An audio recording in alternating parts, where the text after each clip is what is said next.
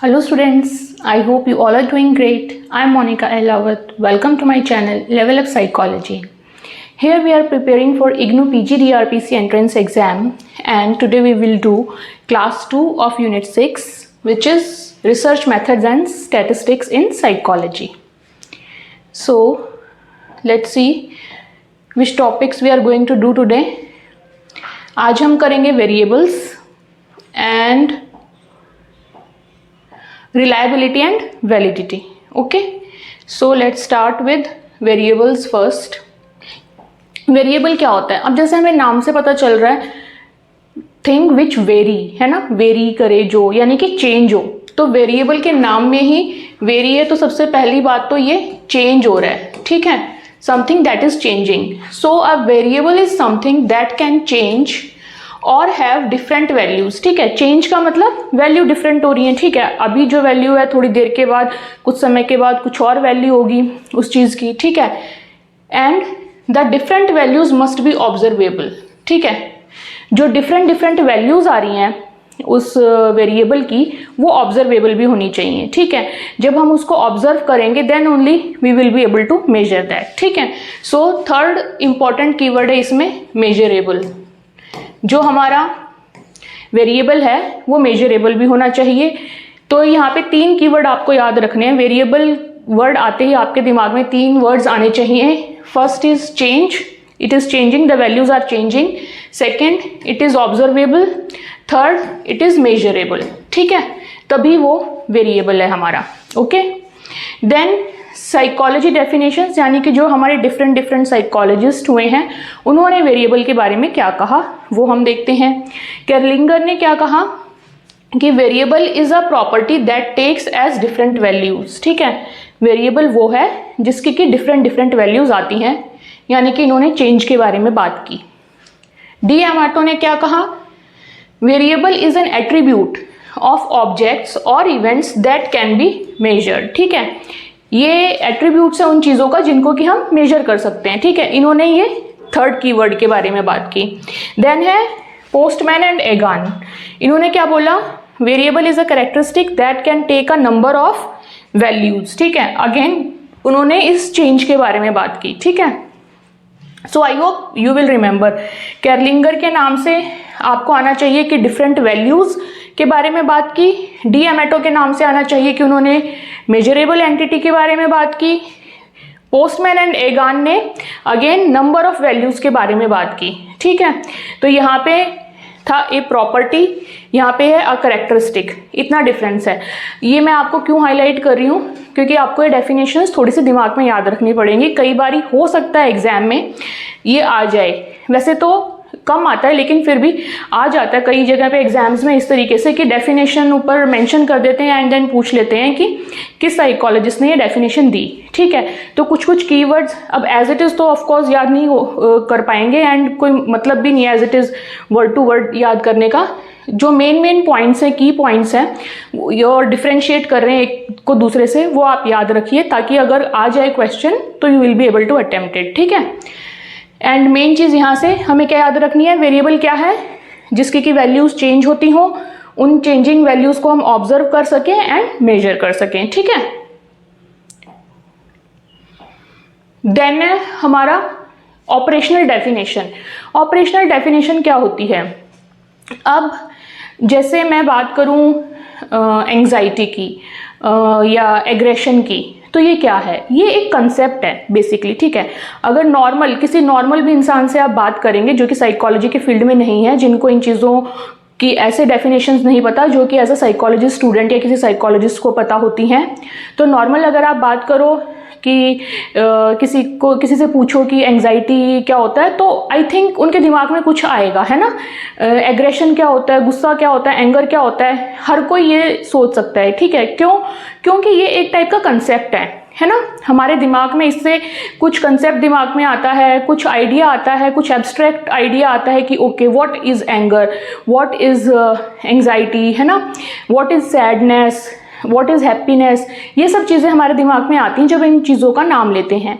लेकिन क्या हम इन चीज़ों को, अब अगर मैं ये कहूँ कि मुझे एंग्जाइटी हो रही है इस टाइम पे, तो क्या मैं उस चीज़ को बता सकती हूँ कि मुझे कितनी एंग्जाइटी हो रही है? नहीं, है ना. ऐसे ही जस्ट एक कंसेप्ट के तरीके से मैं बता सकती हूँ कि ओ मेरा कल पेपर है एंड मेरे को आज एंग्जाइटी हो रही है बहुत ज़्यादा, तो दैट्स इट, है ना। लेकिन मैं ये नहीं बता सकती कि हाँ मेरे को ऑन अ स्केल, या मैं कुछ उसको रेट नहीं कर सकती कि मुझे कितनी एंग्जाइटी हो रही है। क्यों?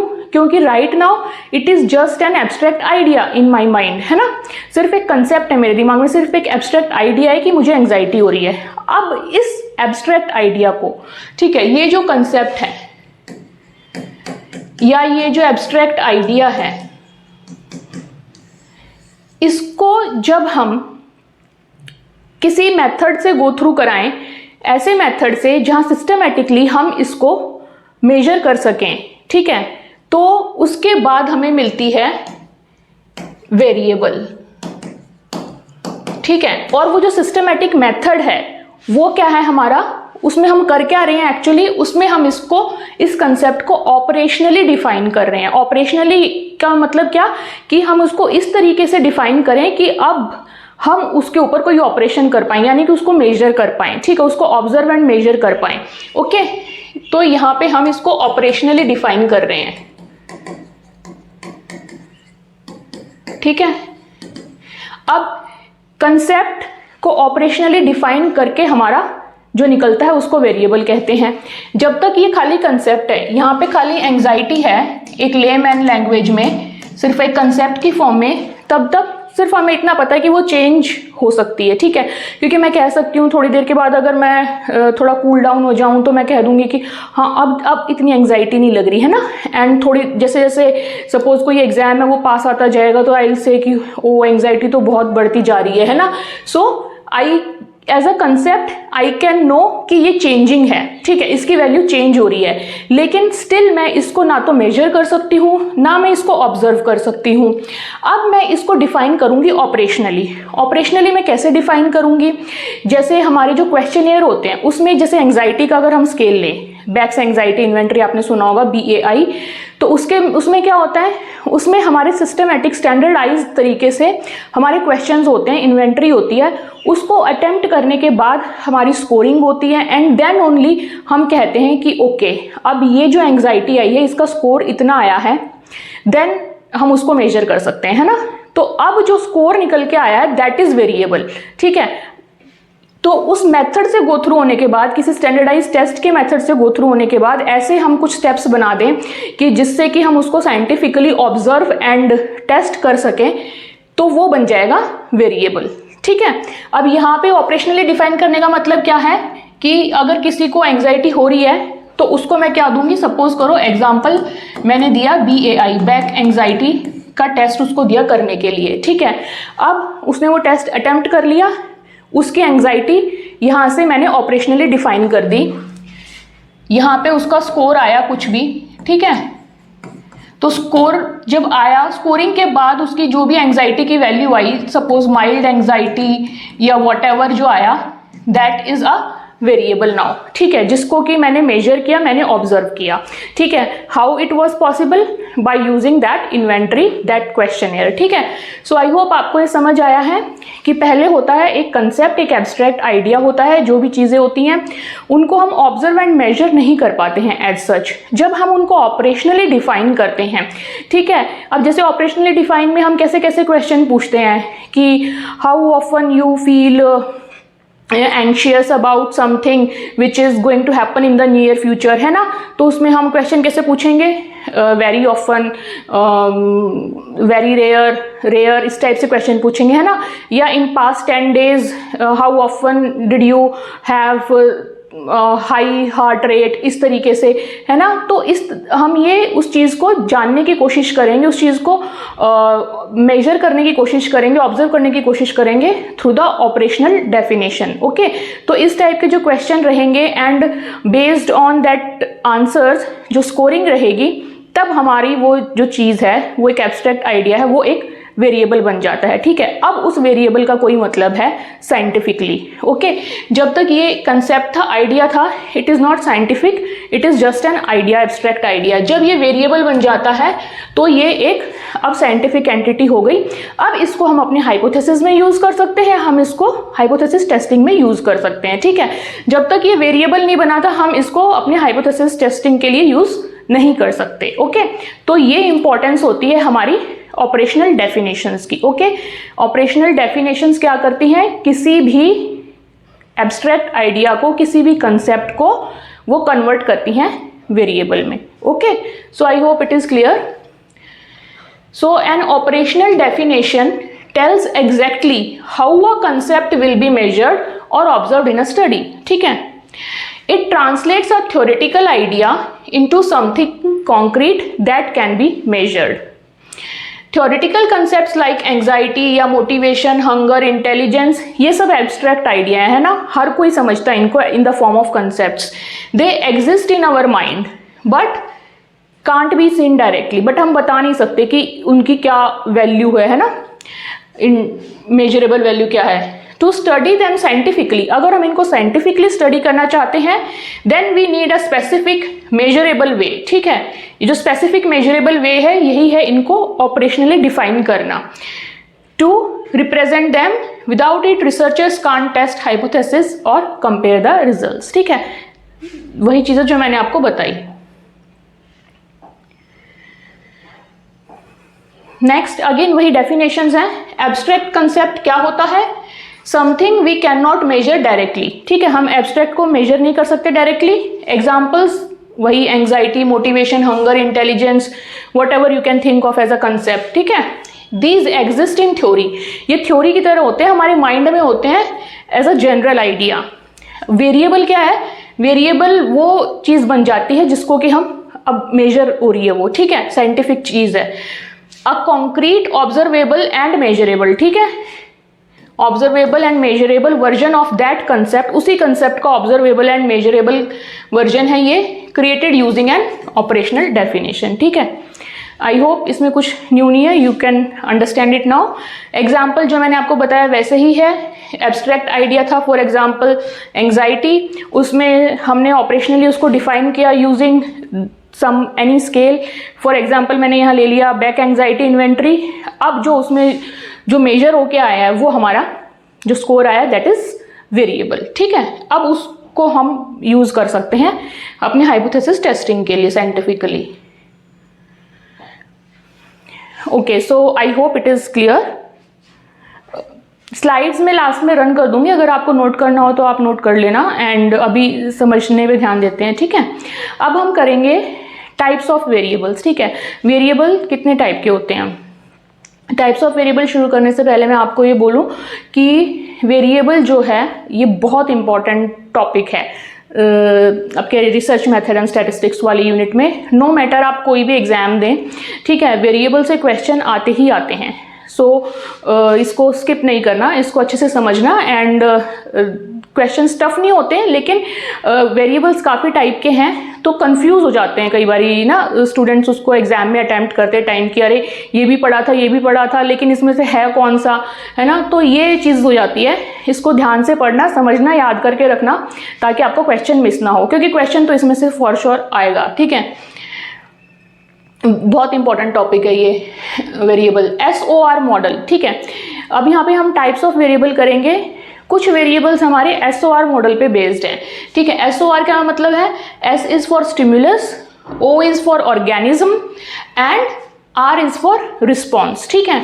सो बहुत ईजी है। स्टिमुलस क्या होता है? जो बाहर का कोई भी इवेंट है, कुछ भी चीज़ है जिसको हम परसीव कर सकते हैं, दैट इज स्टिमुलस, है ना। Stimulus something in the environment that affects the organism, okay.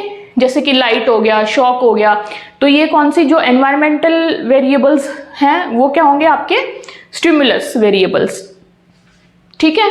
O is organism, यानी कि जो हम लोग हैं, है ना। हमारे अंदर क्या वेरिएबल होंगे? फिजियोलॉजिकल और psychological state of the organism. जैसे हमारी हार्ट रेट हो गई है ना, जो भी फिजिकल स्टेट है या फिजियोलॉजिकल स्टेट है, या एंजाइटी हो गई, ये कौन से किसके वेरिएबल्स होंगे? ये ऑर्गेनिज्मिक वेरिएबल्स होंगे। ठीक है, तो अगर क्वेश्चन आ जाए, आपसे पूछा जाए कि कुछ भी, जैसे heart rate is an example of which variable, है ना, एंड आपसे पूछा जाए stimulus, organism variable, response variable या एक्स्ट्रानियस वेरिएबल, 3-4 ऑप्शन दे दिए जाएं तो you will be able to do it, है ना। देन है रिस्पॉन्स। रिस्पॉन्स क्या? अब जो स्टिमुलस वेरिएबल से हमारे ऑर्गेनिज्म वेरिएबल पे परसीव हुई कोई चीज़, उसके रिस्पॉन्स में जो हमारा एक्शन या बिहेवियर निकलता है, दैट इज रिस्पॉन्स वेरिएबल, है ना। सो आर इज रिस्पॉन्स, बिहेवियर और एक्शन। फॉर एग्जाम्पल, जब एक्सपेरिमेंट्स करते हैं तो प्रेसिंग अ लीवर या जंपिंग बाई एनी माउस, ठीक है, रैट, तो वो ये हो जाएगा। Okay, so I hope it was easy, you can understand stimulus, organism and response variable. Okay, SOR model बोलते हैं इसको।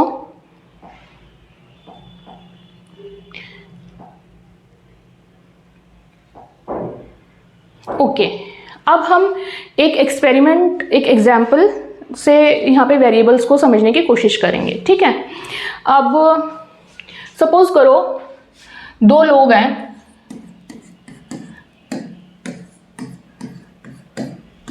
ठीक है, person A, person B. Okay, ये दोनों जिम जाते हैं, ठीक है, they are gym lovers. Gym में क्या करते हैं? ये करते हैं, रनिंग करते हैं, किस पे? ट्रेडमिल पे, डेली, ठीक है, ट्रेडमिल पे ये रनिंग करते हैं। अब सपोज करो कि ये 30 मिनट्स में दोनों कितना रन कर लेते हैं? सपोज 6 किलोमीटर्स, ये नहीं, 6 ज़्यादा हो गया है ना,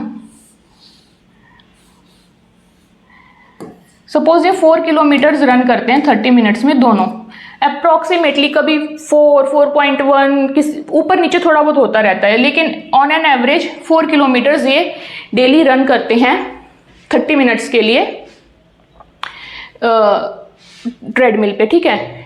ऐसा नहीं है कि अलग अलग रन करते हैं, मतलब 30 मिनट्स में 4 किलोमीटर ये कंप्लीट कर लेते हैं, दोनों की ही एवरेज इतनी है, ठीक है। This is there average of running, कि 30 मिनट्स में 4 किलोमीटर्स पर 30 मिनट ये कर पाते हैं, ठीक है। तो यानी कि क्या हुआ, हमने क्या देखा, इनका फिटनेस लेवल सेम है, इनकी जो रनिंग स्पीड है वो सेम है ना, ऑलमोस्ट सेम है ये, क्योंकि एवरेज इनकी सेम आ रही है, 4 किलोमीटर्स की आ रही है। ओके, अब यहाँ पे हमने क्या बोला कि इनका फिटनेस लेवल सेम है, ठीक है, इनका एज ग्रुप भी सेम है, 1-2 साल का अंतर है, ठीक है, एज ग्रुप इनकी सेम है, जिस जिम में जाते हैं उस जिम की कंडीशंस सेम है दोनों के लिए, ठीक है, जिम कंडीशंस। जिस ट्रेडमिल पे दौड़ रहे हैं वो ट्रेडमिल भी लाइक सेम कंपनी का, सब कुछ सेम है, तो वो चीज़ें भी सेम है। ओके, ये सब सेम है। अब ये इनके डेली जा रहे हैं एंड इनकी ये एवरेज निकल रही है। अब हम इन पे कोई एक्सपेरिमेंट करेंगे, ठीक है। हम एक्सपेरिमेंट करेंगे कि हम इनको म्यूज़िक सुनाते हैं, ठीक है, हेडफोन देंगे इनमें से एक को एंड उसको म्यूज़िक सुनाएंगे एंड दूसरे को बिना हेडफोन के रखेंगे एंड चेक करेंगे कि उनकी स्पीड क्या आ रही है, ठीक है। यानी कि what are we going to check here, the effect of music on their running speed, ठीक है। सो हमारा यहाँ पे एक्सपेरिमेंट क्या आएगा, क्या एक्सपेरिमेंट कर रहे हैं हम, effect of music on running speed,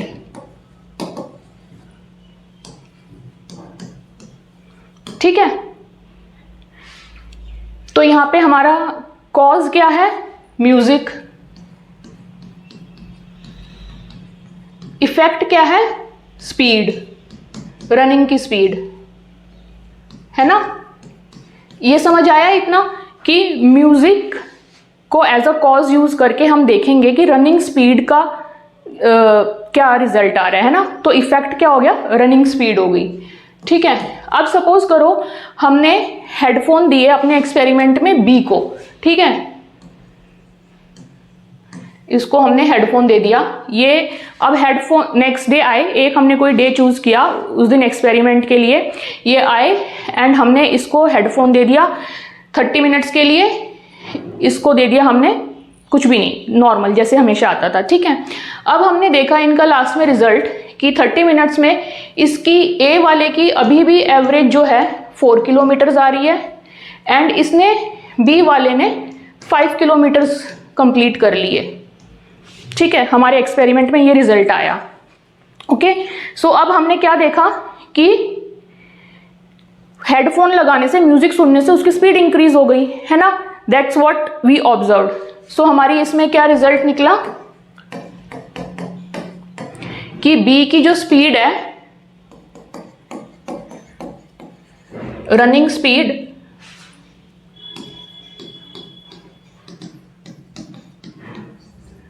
it increased by listening to music.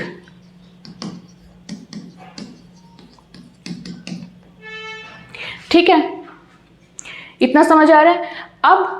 अब हमने देखा कॉज एंड इफेक्ट, ठीक है।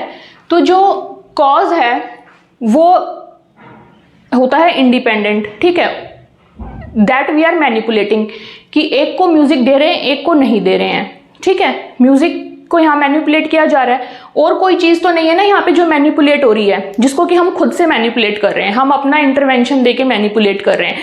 हम इन दोनों पे रिसर्च कर रहे हैं, ठीक है। हमने मैनिपुलेशन क्या की कि हमने म्यूजिक सुनाया, है ना, एक को म्यूजिक सुनाया एक को नहीं सुनाया, यहाँ पे हमने मैनिपुलेशन की, ठीक है, in terms of music, okay. And this is cause, यहाँ पे हमने की मैनिपुलेशन एंड इस मैनिपुलेशन का इफेक्ट किस पे देखने को मिला, उसकी स्पीड पे देखने को मिला, ठीक है, रनिंग स्पीड पे देखने को मिला। तो जिसको हम मैनिपुलेट कर रहे हैं वो क्या है, हमारा इंडिपेंडेंट वेरिएबल, ठीक है। दिस इज इंडिपेंडेंट, या इसको आईवी बोलते हैं, आईवी मतलब इंडिपेंडेंट वेरिएबल। अब इस म्यूजिक के ऊपर क्या डिपेंड है, रनिंग स्पीड, ठीक है। तो वो क्या हो गया, डिपेंडेंट वेरिएबल। जो इफेक्ट आता है वो हो जाता है हमारा डिपेंडेंट वेरिएबल, या इसको शॉर्ट फॉर्म में डीवी बोलते हैं, ठीक है। अब आई होप आपको ये क्लियर है कि म्यूजिक इंडिपेंडेंट क्यों है, क्योंकि म्यूजिक को हम खुद से मैनिपुलेट कर रहे हैं, ठीक है। म्यूजिक एज सच किसी चीज पे डिपेंड नहीं है, म्यूजिक को हम लेके आए हैं अपना एक्सपेरिमेंट करने के लिए, ठीक है। तो जिस चीज को रिसर्चर यूज करता है, ठीक है, मैनिपुलेट करने के लिए या उस एक्सपेरिमेंट को करने के लिए, कंडक्ट करने के लिए जो रिसर्चर लेके आता है पिक्चर में, वो चीज, वो वेरिएबल होता है आपका इंडिपेंडेंट वेरिएबल, ठीक है। एंड उस वेरिएबल को यूज करने की वजह से जो रिजल्ट आ रहा होता है, ठीक है, उसको कहते हैं हम डिपेंडेंट वेरिएबल, क्योंकि वो जो रिजल्ट है वो आपके इंडिपेंडेंट वेरिएबल के यूसेज पे डिपेंड करता है ना, कि हमने म्यूजिक सुनाया तो क्या रिजल्ट आया, म्यूजिक नहीं सुनाया तो क्या रिजल्ट आया। या कोई और एक्सपेरिमेंट कर रहे होते तो हम उसमें डिफरेंट टाइप के म्यूजिक्स पे एक्सपेरिमेंट करते, कि हमने क्लासिक सुनाया, हमने जैज सुनाया, पॉप सुनाया, कौन सा सुनाया, है ना, तो उसका क्या रिजल्ट रहा। तो हम यहाँ मैनिपुलेट यानी वेरी किसको कर रहे हैं, इंडिपेंडेंट वेरिएबल को, ठीक है। इंडिपेंडेंट वेरिएबल हमारा क्या होता है, कॉज होता है, ठीक है। तो इंडिपेंडेंट वेरिएबल के नाम से आपको ये 3 कीवर्ड याद रखने ही रखने हैं। पहला है मैनिपुलेशन, ठीक है, पहला था इंडिपेंडेंट वेरिएबल, इंडिपेंडेंट वेरिएबल हो ही गया, तो दूसरा है मैनिपुलेशन, तीसरा है कॉज, ठीक है। ये तीनों आपकी एक ही चीज है। डिपेंडेंट वेरिएबल आपका इफेक्ट है, ये दोनों वर्ड याद रखने हैं आपको डिपेंडेंट वेरिएबल के लिए, ठीक है। बहुत बारी ऐसे क्वेश्चन आने की संभावना रहती है कि क्वेश्चन ये पूछा जाए आपसे, which of the following variable can be manipulated by a researcher, ठीक है। एंड कई बारी वेरिएबल वर्ड यूज ना करके वो इवेंट भी बोल देते हैं, कुछ भी वर्ड इस टाइप से ले आते हैं, ठीक है। ऐसा कोई इवेंट जिसको कि रिसर्चर मैनिपुलेट कर रहा है, an event which is manipulated या modified by the researcher is following. तो उसमें आएगा आपका independent variable, dependent variable, extraneous, confounding variable, 3-4 आपको ऑप्शन मिलेंगे, तो you have to select independent variable, ठीक है। ये मिस नहीं करना है। जितना मैं आपको यहाँ बता रही हूँ एटलीस्ट वो तो आपको बिल्कुल याद हो जाना चाहिए, ठीक है। सो independent variable and dependent variable हमें यहाँ समझ आ गए। अब हम चलते हैं अगली चीज़ पे। अब ये हमारा एक्सपेरिमेंट करने के लिए हमें फिजिकली जो अपैरेटस चाहिए होता है या इंस्ट्रूमेंट जो चाहिए होता है, जिसके बिना हमारा ये पॉसिबल नहीं हो पाता, ऑब्जर्वेशन रिकॉर्ड करना एंड ये सब, उसको कहते हैं हम टास्क वेरिएबल, ठीक है। अब वो टास्क वेरिएबल इस एक्सपेरिमेंट में क्या है, कौन सा ऑब्जेक्ट हम यूज़ कर रहे हैं, ट्रेडमिल, ठीक है। ट्रेडमिल नहीं होता तो हम कैसे इनकी स्पीड चेक करते हैं ना, तो उनको जो हम एक्सपेरिमेंट कर रहे हैं, यानी कि रनिंग जो एक्सपेरिमेंट हो रहा है यहाँ पे रनिंग का, वो किस पे हो रहा है, ट्रेडमिल पे, ठीक है। ऐसे ही जैसे कई बार हम जो टेस्ट लेते हैं बच्चों के, तो वो किस पे लेते हैं, कंप्यूटर पे, तो उस टाइम पे जो कंप्यूटर होगा वो उनका टास्क वेरिएबल होगा उसमें, ठीक है। कोई भी फिजिकल अपैरेटस जो होगा that will be task variable, ठीक है। इसको हम कहेंगे टास्क वेरिएबल, फिजिकल अपैरेटस, ठीक है, या इंस्ट्रूमेंट, जो भी मतलब कि हमारे एक्सपेरिमेंट को कंडक्ट करने के लिए इस्तेमाल हो रहा है। ओके, ये 3 वेरिएबल यहाँ समझ आए। अब हमने बात की थी कुछ ऐसी चीज़ों की, fitness level, age, gym condition, treadmill, जो कि हमने यहाँ कंट्रोल करके रखी थी। कंट्रोल करके रखी थी कैसे, दोनों सेम फिटनेस लेवल के लिए थे, कोई डिफरेंस नहीं था मतलब इनमें, है ना। एज ग्रुप सेम था, जिम की कंडीशन सेम थी, ट्रेडमिल का बिल्कुल सेम मॉडल था, है ना। तो ये इन सबको हमने क्या किया, ये जो वेरिएबल्स हैं इनको हमने कंट्रोल किया, ठीक है। ये कैसे वेरिएबल्स हैं, एक्सटर्नल वेरिएबल है। एज सच हमारा इनका एक्सपेरिमेंट में कोई काम नहीं है, ठीक है। हम म्यूजिक सुना रहे हैं और हम स्पीड चेक कर रहे हैं, है ना। तो उसमें किसी के फिटनेस लेवल का हमें क्या लेना देना, या हमें एज का क्या लेना देना, हमें तो म्यूजिक का असर देखना है रनिंग स्पीड पे, है ना। हमें जिम की कंडीशन, उनकी एज, ट्रेडमिल के मॉडल से क्या लेना देना, है ना। एज सच डायरेक्टली कोई लेना देना नहीं है। लेकिन अगर सपोज करो फिटनेस लेवल अलग होता तो वो हमारे इसको हैम्पर कर जाता एक्सपेरिमेंट के रिजल्ट को, है ना। एज ग्रुप भी अगर डिफरेंट होता है, एक 25 साल का है, एक 65 ईयर्स का अगर रनिंग कर रहे हैं, तो ऑफकोर्स डिफरेंस आ जाता है ना। ऐसे ही जिम की कंडीशंस, अगर एक को हम अलग टाइम पे कराएं जब थोड़ा सा अच्छा एनवायरनमेंट हो जिम में, क्लीन हो, एक को जब कराएं जब बिल्कुल एकदम अच्छा ना हो एनवायरनमेंट, तो इट विल हैम्पर, ठीक है। तो इसलिए कुछ ऐसे फैक्टर्स जो कि एनवायरमेंटल एक्स्ट्रा फैक्टर्स हैं, उनको हमारा कंट्रोल करना बहुत ज़रूरी होता है। Why, in order to maintain the relationship of IV and DV, ठीक है। हम यहाँ चेक क्या कर रहे हैं, हम यहाँ कॉज एंड इफेक्ट की रिलेशनशिप चेक कर रहे हैं, है ना। हम कोई भी एक्सपेरिमेंट ये हम कर रहे हैं उसमें कॉज इफेक्ट की रिलेशनशिप चेक कर रहे हैं। कॉज क्या है हमारा IV, independent variable, and effect is DV, ठीक है। इनकी रिलेशनशिप चेक कर रहे हैं हम। तो अगर हम उनको कंट्रोल नहीं करेंगे तो सीधी सी बात है वो इस रिलेशनशिप को हैम्पर करेंगे, ओके। तो इनका कंट्रोल होना बहुत जरूरी है। अब इन वेरिएबल्स को कहते क्या है, इनको कहते हैं एक्सट्रानियस वेरिएबल्स, एक्सट्रानियस वेरिएबल्स, ठीक है। इनकी खासियत क्या होती है कि अगर इनको कंट्रोल नहीं करेंगे तो ये उनकी रिलेशनशिप खराब करा देंगे, ठीक है। So they can impact the IV-DV relationship, ठीक है। इसलिए इनको कंट्रोल करना जरूरी है। Control them because they can impact the IV-DV relationship, ठीक है। आई होप ये चारों तरीके के आपको वेरिएबल समझ आए हैं, ठीक, ओके।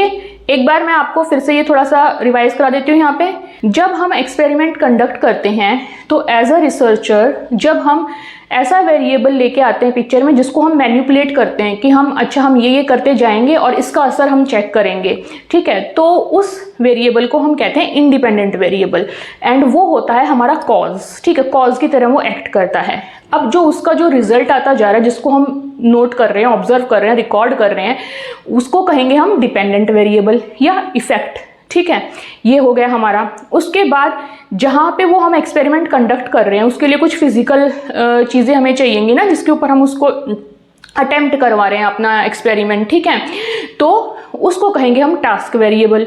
अब अपना आईवी-डीवी की रिलेशनशिप यानी कि कॉज इफेक्ट रिलेशनशिप को ठीक से चलाने के लिए कुछ आसपास के ऐसे वेरिएबल्स होते हैं जिनको हमें कंट्रोल करना पड़ता है, क्योंकि अदरवाइज अगर उनको कंट्रोल नहीं किया तो वो उनकी रिलेशनशिप को खराब कर देंगे। ठीक है, तो इसलिए कुछ ऐसे वेरिएबल्स होते हैं जिनको कंट्रोल करना बहुत ज़रूरी है and they are known as extraneous variable. Okay, I hope इतना क्लियर है आपको।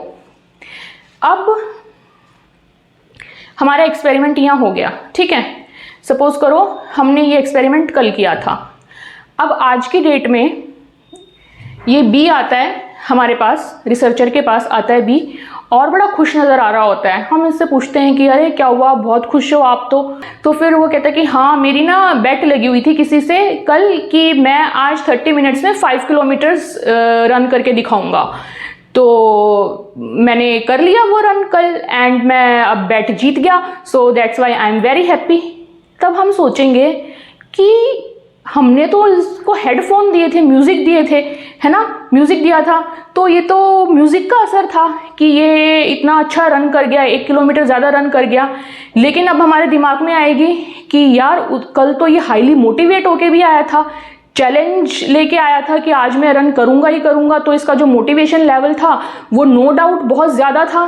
तो हो सकता है कि उसकी वजह से भी ये इतना अच्छा रन करके गया हो। तो अब हमें डाउट होगा कि यार इसने जो अब 1 किलोमीटर फालतू जो रन किया, was it due to the headphone, the music, और was it due to the challenge he accepted, उससे जो मोटिवेशन आया उसकी वजह से, है ना। अब हम कंफ्यूज होंगे कि हमारी रिसर्च का जो रिजल्ट आया है ये ठीक है कि नहीं है ना। क्यों? क्योंकि हमारे म्यूजिक के अलावा हमें कुछ और भी पता चला कि कुछ और भी था हमारे रिजल्ट में, उसका भी असर आया होगा, है ना।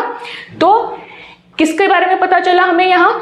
इसके मोटिवेशन के बारे में पता चला, इसके जो चैलेंज इसने एक्सेप्ट किया था उसके बारे में पता चला। हमें नहीं पता था पहले, हम तो अपना एक्सपेरिमेंट कर रहे थे कि म्यूजिक ने इसकी स्पीड बढ़ाई है।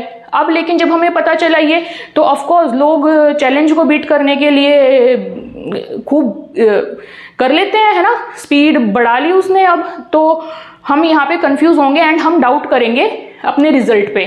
ठीक है, तो यहाँ पे इसने मोटिवेशन ने, ये जो वेरिएबल है मोटिवेशन नाम का या चैलेंज एक्सेप्ट करने का, ये क्या कर रहा है? इसने क्या किया? ये लिंक हो गया हमारे इस वेरिएबल के साथ। ठीक है, हमारे इंडिपेंडेंट वेरिएबल के साथ ये आके अटैच हो गया एंड हमारा जो रिजल्ट आया अब उस पर हमें संदेह हो रहा है। ठीक है, ये काम इसने किया। तो इस वेरिएबल को हम क्या कहते हैं? Confounding variable.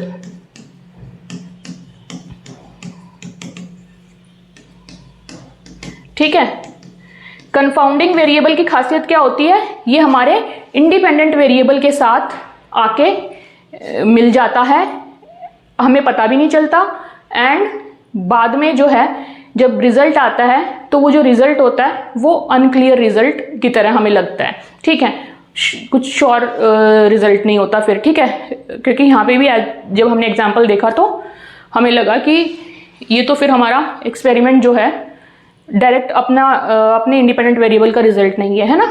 So I hope आपको समझ आया कंफाउंडिंग वेरिएबल क्या होता है। ठीक है, अब हम चलते हैं नेक्स्ट। तो ये जो मैंने आपको वेरिएबल्स बताए हैं, मोटे मोटे यही वेरिएबल्स हैं। ठीक है, एंड इसमें कुछ और 2-4 वेरिएबल्स आएंगे जिनकी आपको थोड़ी बहुत डेफिनेशंस वगैरह पता होनी चाहिए, बट उनको भी हम एक बार ही देख लेते हैं। बाकी ये अगर जो मैंने अभी आपको बताया ये सारे वेरिएबल्स आपने कवर कर लिए, अच्छे से समझ आ गए हैं, तो देन योर वेरिएबल कंसेप्ट या your syllabus of variable is done. ठीक है, now independent and dependent variables cause and effect की तरह काम करते हैं, या एक तरीके से आपके लिए रिवीजन होगी क्योंकि ऑलरेडी कंसेप्ट मैंने बता दिया है। ठीक है, इंडिपेंडेंट वेरिएबल इसको आईवी भी बोलते हैं, वेरिएबल मैन्युपुलेटेड और सेलेक्टेड बाय द रिसर्चर, ठीक है। ये वो वेरिएबल होता है जिसको एज अ रिसर्चर हम सेलेक्ट करते हैं अपने एक्सपेरिमेंट के लिए या मैनिपुलेट करते हैं, ठीक है। अब इसमें एक और तरीका बता देती हूँ, मैं ट्रिक बता देती हूँ आपको याद करने की। मैनिपुलेशन में आई आ रहा है एंड इंडिपेंडेंट वेरिएबल में भी आपका आई आ रहा है। सो नेवर फॉरगेट कि मैनिपुलेट हम इंडिपेंडेंट वेरिएबल को करते हैं, ठीक है। ये पढ़ते टाइम इजी लगता है, लेकिन जब अटेम्प्ट करते हैं तो स्टूडेंट्स बहुत बार कंफ्यूज होते हैं। सो ये आप कंफ्यूज नहीं हो सकते यहाँ पे, ठीक है। So you should know this thing. Then dependent variable, variable that changes as a result of independent variable, ठीक है। एग्जाम्पल, नॉइज का इफेक्ट अगर हम वर्क पे स्टडी करें तो नॉइज क्या हो गया, इंडिपेंडेंट वेरिएबल, एंड जो वर्क की परफॉर्मेंस हो गई वो क्या होगी, डिपेंडेंट वेरिएबल। रिलेशनशिप क्या होगी, डीवी डिपेंड्स ऑन आईवी, ठीक है। डिपेंडेंट वेरिएबल डिपेंड करेगा इंडिपेंडेंट वेरिएबल पे, ये इनकी रिलेशनशिप है, या इसको कहेंगे कॉज एंड इफेक्ट रिलेशनशिप, ठीक है। Always remember, cause is independent variable, effect is dependent variable. Then है हमारा एक्सट्रानियस वेरिएबल। एक्सट्रानियस वेरिएबल कौन से थे, वो जो एज, फिटनेस लेवल वगैरह है ना। Other variables that can affect the relationship of IV and DV, okay. Extraneous variables को ऐसे समझो कि जैसे आईवी एंड डीवी कोई दो फैमिली मेंबर्स हैं। एक्सट्रानियस वेरिएबल्स वो हैं जो कि ऐसे रिश्तेदार होते हैं जो जलते हैं किसी से, ठीक है। तो वो उनकी कोशिश रहती है हमेशा किसी का रिलेशनशिप खराब करने की, okay. So extraneous variables are those who can destroy और affect the relationship of IV and DV, ठीक है। So they must be control, इनको कंट्रोल करना बहुत जरूरी है, ठीक है। देन है कंफाउंडिंग वेरिएबल्स, जो हमने लास्ट में पढ़ा। When a variable mixes with independent variable making results unclear, ठीक है। इतना ही है कंफाउंडिंग वेरिएबल का। जब हमारे इंडिपेंडेंट वेरिएबल के साथ कोई और वेरिएबल भी मिक्स हो जाता है, हमें उस टाइम पे पता नहीं चल रहा होता है, एंड उसके बाद जो रिजल्ट होता है उसको वो अनक्लियर बना देता है, ठीक है। So this is the key point for confounding variable. I hope you will remember this, okay. इसमें टास्क वेरिएबल मैंने नहीं लिखा है। टास्क वेरिएबल आपको मैंने पढ़ा दिया था। फिजिकल जो अपैरेटस यूज होता है, दैट इज जहाँ पे कंडक्ट करते हैं हम एक्सपेरिमेंट, वो टास्क वेरिएबल में आता है, ठीक है। इन केस अगर पूछा जाए तो you should know this. Then है हमारा, ये हो गए हमारे सारे जो मेन वेरिएबल्स थे। अब थोड़े बहुत हैं जो नाम से ही पता चल जाएंगे हमें कि क्या है, you should know them, just few points, ठीक है। Active and attribute variables. Active variables वो होते हैं जिनको हम मैनिपुलेट कर सकते हैं एक्सपेरिमेंट में, ठीक है। जैसे कि reward, teaching method, okay, and they are manipulated in the experiment, okay. Active, अब आपको हो गए कि इंडिपेंडेंट वेरिएबल, हाँ, they also act like active variables only, ठीक है। एट्रीब्यूट वेरिएबल कौन से होते हैं, जिनको हम मेजर करें लेकिन मैनिपुलेट ना करें, ठीक है। जैसे इंटेलिजेंस, एजुकेशन, हम किसी की एजुकेशन मैनिपुलेट नहीं कर सकते, हम किसी के इंटेलिजेंस को मैनिपुलेट नहीं कर सकते, है ना, हम उसको मेजर कर सकते हैं। So they are attribute variables. Then है quantitative and categorical variables. Quantitative मतलब क्वांटिटी से रिलेटेड है, नंबर्स आएंगे। कैटेगोरिकल है तो कैटेगरीज होगी, यानी कि कुछ डिविजन्स होंगी, है ना। सो क्वांटिटेटिव मेजर्ड इन अमाउंट, ठीक है। अमाउंट में मेजर किया जा सकता है, जैसे कि स्पीड हो गई, IQ हो गया, इंटेंसिटी हो गई, ये हो गए आपके क्वांटिटेटिव, ठीक है, जिसको कि हम क्वांटिटीज में मेजर कर सकते हैं। कैटेगरी मतलब कैटेगरीज बनाई हम यहाँ पे, ठीक है। मेजर्ड इन काइंड या टाइप, ठीक है। कैटेगरीज क्या होती है, इस टाइप का, उस टाइप का, इस कैटेगरी का, है ना। तो ये क्या हो गई, जैसे कि एग्जाम्पल जेंडर या रिलीजन। अब अगर एक कैटेगरी है, सिंगल कैटेगरी है, तो उसको कहेंगे कांस्टेंट, ठीक है। Remember this thing. And only one category, जैसे कि फॉर एग्जाम्पल वाटर की बात हो रही है तो एक कैटेगरी है। डाइकोटोमस का मतलब है दो कैटेगरीज, ठीक है। यहाँ पे कैसे होंगे कि आंसर आपको यस और नो की फॉर्म में, गुड और बैड की फॉर्म में, इस तरीके से देने होंगे, ठीक है। देन है पॉलीटोमस, मतलब कि मोर देन टू, ठीक है। तो इसमें मोर देन टू कैटेगरीज होंगी। जैसे कि रिलीजन की बात करें तो there are more than two religions, तो वो उतनी कैटेगरीज हो जाएंगी। पॉलिटिकल पार्टीज की बात करें तो जितनी भी पॉलिटिकल पार्टीज हैं उतनी कैटेगरी हो जाएंगी, है ना। So I hope this is clear. इनमें बस आप इतना याद रखेंगे, that is more than enough. और ये तो नाम से ही पता चल रहे हैं, इनमें इतना कंसेप्चुअल नहीं है चीज़ें। देन है continuous and discrete variable. Continuous variable क्या होगा, जो कि जिसको मेजर करने के लिए हम कंटिन्यूअसली मेजर कर सकते हैं।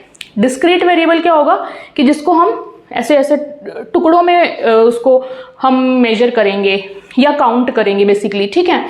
सो continuous can be measured with any degree of precision. अब यहाँ पे किसी भी प्रिसीजन तक हम उसे मेजर कर सकते हैं, यानी कि हम उसे डेसिमल्स में भी मेजर कर सकते हैं, ठीक है। जैसे हमारी हाइट हो गई, रिएक्शन टाइम हो गया। अब जैसे हाइट को हम कैसे मेजर करते हैं, हम उसको पॉइंट्स में भी मेजर कर सकते हैं ना। सपोज किसी की हाइट है 168.28 सेंटीमीटर्स, है ना। तो हम यहाँ पे जितनी भी हाइट है कंटिन्यूसली जो जा रही है, हम उसको डेसिमल्स में भी मेजर कर सकते हैं, मतलब प्रिसीजन तक, एकदम जितना प्रिसाइजली हम चाहें उतना मेजर कर सकते हैं एक कंटिन्यूअस वेरिएबल को, ठीक है। अब डिस्क्रीट क्या होता है, they can not be measured continuously. Discrete को हम कंटिन्यूअसली मेजर नहीं कर सकते, क्लियरली गैप उनमें एग्जिस्ट होता है। जैसे नंबर ऑफ बुक्स, ठीक है। अब जैसे यहाँ पे किसी भी शेल्फ में बुक्स रखी हैं, ठीक है, तो अगर मैं कहूँ कि मुझे ये शेल्फ है, मैं कहूँ कि मुझे यहाँ तक गिन के बताओ कितनी बुक्स हैं, मुझे यहाँ तक बताओ बुक्स की मेजरमेंट क्या है, तो क्या आप ये कहोगे कि यहाँ तक ये 2.5 बुक्स है? नो, ऐसे हम नहीं काउंट कर सकते, है ना। आप ये बताओगे कि इस शेल्फ में 1 2 3 4 बुक्स हैं, है ना। तो हम इनको डिस्क्रीटली हम इनको मेजर करते हैं या फिर हम इनको काउंट करते हैं बेसिकली, ओके। क्लियरली इसमें गैप एग्जिस्ट करता है कि यहाँ पे ये 1 हमारा खत्म हो गया, उसके बाद दूसरा शुरू हुआ है, कंटिन्यूअस नहीं है, ठीक है। हाइट क्या है, हाइट इज कंटिन्यूअस, है ना। हाइट में ऐसा नहीं है कि अच्छा 1 सेंटीमीटर हो गया, उसके बाद कुछ गैप आ रहा है, फिर दूसरा सेंटीमीटर शुरू हो रहा है, no, that is continuous. Discrete में क्या है, छोटा छोटा गैप है। जैसे हमारी स्टेयर्स होती हैं, सीढ़ियाँ होती हैं, है ना, तो स्टेप्स होते हैं उसमें, तो उसको हम कैसे काउंट करते हैं, 1 स्टेप 2 स्टेप 3 स्टेप, है ना। सीढ़ियाँ भी जो है डिस्क्रीट तरीके से काउंट होंगी, okay. So those are discrete variables. I hope ये आपको समझ आया। या फैमिली मेंबर्स हैं, तो फैमिली मेंबर्स को भी हम ऐसे ही काउंट करेंगे 1 2 3 4, जितने भी फैमिली मेंबर्स हैं कि इतने मेंबर्स हैं, है ना। और यहाँ पे ये हमेशा होल नंबर में हम काउंट करते हैं, ये डेसिमल्स में या इतना प्रिसीजन्स के हिसाब से, जैसे यहाँ पे होता है कि डेसिमल्स तक भी उसको प्रिसाइजली जितना हम कर सकते हैं वैसा नहीं, यहाँ पे आपके इस तरीके से डिस्क्रीटली काउंट होंगे। देन ओके, देन है हमारा रिलायबिलिटी। उससे पहले मैं एक बारी वेरिएबल्स की स्लाइड्स रन कर देती हूँ ताकि आप वो नोट कर सकें।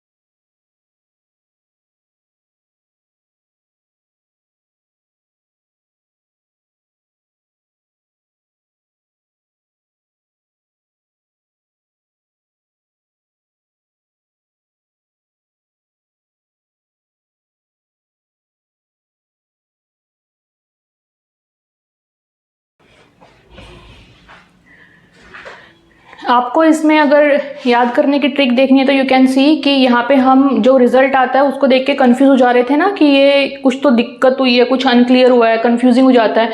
तो ये याद रखो, कंफ्यूजिंग से कंफाउंडिंग में भी उसी टाइप का आपको यहाँ पे सिमिलर सा वर्ड दिख रहा है, कंफाउंड, कंफ्यूज, है ना।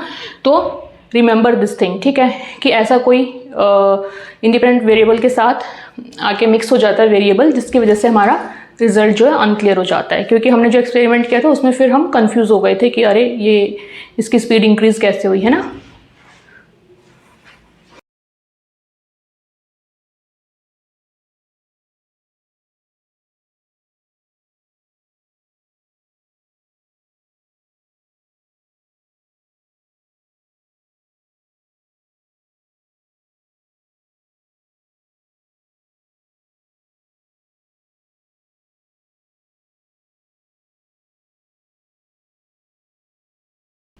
ओके, सो अब हम बात करेंगे रिलायबिलिटी की। ठीक है, हमारा टॉपिक अब आएगा रिलायबिलिटी एंड वैलिडिटी। पहले हम रिलायबिलिटी समझेंगे, फिर वैलिडिटी समझेंगे। ठीक है, अब आपको याद होंगे वो ए एंड बी, दो पर्सन जो जिम लवर्स थे। ठीक है, अब इनकी बात करते हैं फिर से।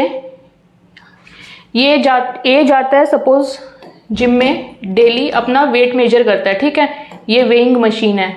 ओके फाइन, ये जाता है अपना वेट मेजर करने के लिए। सपोज इसका वेट कुछ अराउंड 60 kgs है। ठीक है, तो ये जाता है एंड डेली अपना वेट मेजर करता है, तो इसको रिजल्ट मिलता है कभी 60, कभी 60.1, कभी 59.8, इस तरीके से। ठीक है, ये इसको मेजरमेंट्स मिलते हैं अपनी on daily basis. So on an average इसका 60 वेट आ रहा है। ठीक है, तो ये क्या बोलेगा कि हाँ कंसिस्टेंट है ये मशीन, ये वेइंग मशीन कंसिस्टेंट है। कंसिस्टेंट, मेरा इतना ही वेट है, 60 kg का मैं हूँ, एंड ये कभी 60, 60.1, 59.8 kgs मेरा दिखा रही है। So this machine is consistently showing the same result. This machine is consistent and so it is reliable. ठीक है, कंसिस्टेंसी शो कर रही है मशीन यहाँ पे, तो ये हो गई इसके लिए रिलायबल। ठीक है, ओके। अब इसका जो दूसरा फ्रेंड है बी, इसका वेट असलियत में भी 60 kg ही है। ठीक है, अब इसका जो दूसरा फ्रेंड है बी, उसका वेट है सपोज 67 kgs। ठीक है, ओके। अब ये गया हुआ था कुछ दिन से छुट्टियों पे। ठीक है, वेट वैसे इसने मेंटेन किया हुआ है, 67 kg पहले भी था, अब भी है। ठीक है, तो ये उसके बाद ये जाना शुरू करता है जिम, एंड ये भी अपना वेट मेजर करना शुरू करता है। ठीक है, ये जाता है, ये मेजर करता है, इसका वेट आता है मशीन पे 60 kg। नेक्स्ट डे आता है अगेन 60.1 kg, 59.8 kg, इस तरीके से इसका भी यही वेट आता है जो ए का आ रहा था। ठीक है, यहाँ पे भी कंसिस्टेंसी ये मशीन दिखा रही है, लेकिन ये कंसिस्टेंसी किसकी दिखा रही है? कुछ फॉल्ट है उसकी कंसिस्टेंसी दिखा रही है ये, है ना। इसका वेट तो करेक्ट 67 kg है, इसके केस में इसका वेट ही इतना था, तो इसको लगा कि कंसिस्टेंसी है, तो ये मशीन रिलायबल हो गई मेरे लिए, है ना। लेकिन जब इस इंसान ने जाके इस मशीन पे वेट अपना चेक किया, तो इसको क्या पता चला, अरे कंसिस्टेंटली ये दिखा तो रही है, लेकिन जो भी ये दिखा रही है इट इज रॉन्ग, है ना। दिस इज रॉन्ग है, तो यानी कि ये मशीन इस बी के लिए वैलिड नहीं है, या किसी के लिए भी वैलिड नहीं है। ठीक है, so this machine is not valid. Okay, तो कंसिस्टेंसी क्या होती है, रिलायबिलिटी क्या होती है कि कंसिस्टेंटली आप एक चीज मेंटेन कर रहे हैं, उसको कहेंगे रिलायबिलिटी। उस चीज का सही होना, या वो चीज जिस पर्पस के लिए बनाई गई है वो पर्पस अगर फुलफिल कर रही है सही तरीके से, तब वो चीज है वैलिड। ठीक है, आई होप ये इतना आपको समझ आया है इस एग्जाम्पल से। अब इस एग्जाम्पल को अगर हम अपने साइकोलॉजिकल रिसर्च के हिसाब से समझें तो ये कैसे समझेंगे? ठीक है, इतना समझ आया ना, कंसिस्टेंसी रिलायबिलिटी है एंड चीज को ठीक बताना इज वैलिडिटी है। आप सपोज करो आप एक रिसर्चर हैं, आपने रिसर्च करके एक टेस्ट बनाया, ठीक है, एक क्वेश्चनियर बनाया जिसमें कि आपको मेजर करना है गुड लीडरशिप। ठीक है, how good you are a leader. ठीक है, एक गुड लीडरशिप आपको मेजर करनी है। ये आपने इन्वेंट्री या क्वेश्चनियर बनाया,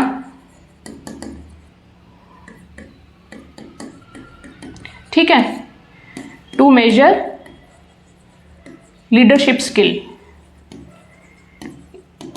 या how good a leader you are.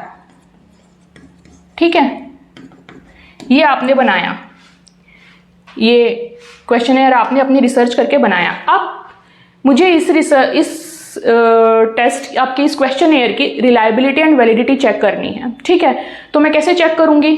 अब मैं ये देखूंगी कि जो असलियत में गुड लीडर्स हैं, ठीक है, जो कि बाकी के जो verified, tested, reliable and valid test हैं उनको करके प्रूव हो रहे हैं कि ये जो है गुड लीडर्स हैं। ठीक है, 1 2 3 कोई लीडर्स हैं जो कि प्रूवन हैं कि ये गुड लीडर्स हैं by other researches and valid test, ठीक है।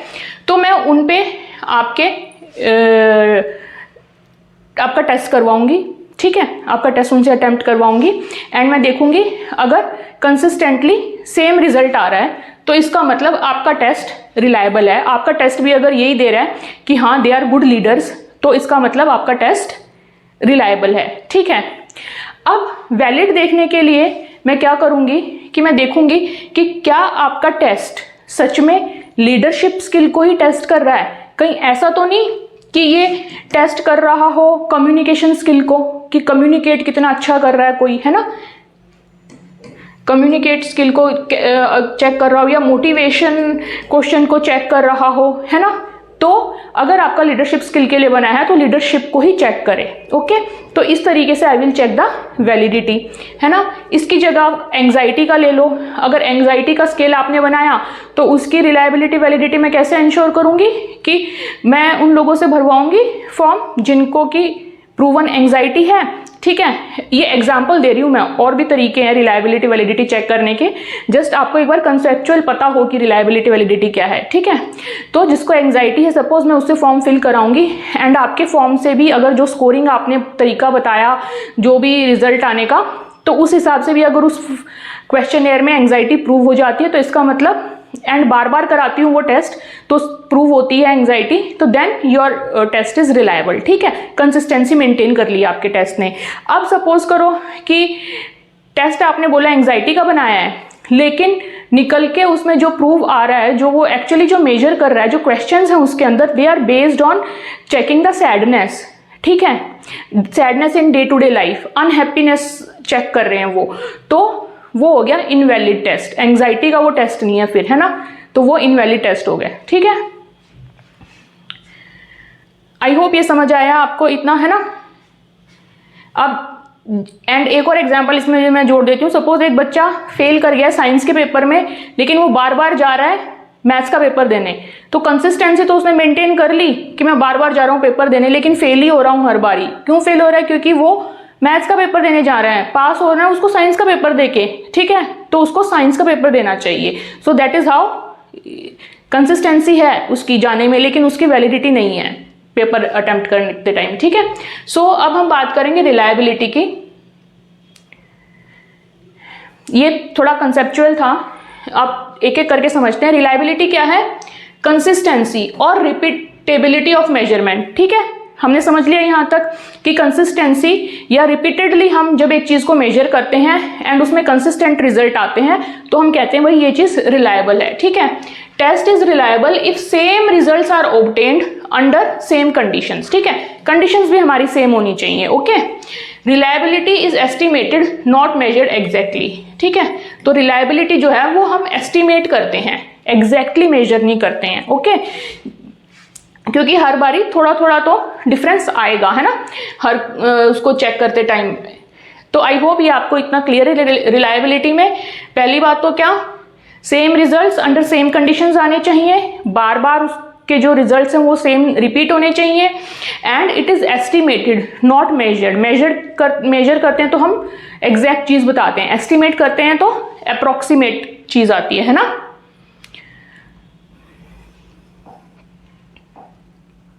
ओके, सो अब रिलायबिलिटी जो मेजर दो टाइप की रिलायबिलिटी होती है आपकी, इट इज एक्सटर्नल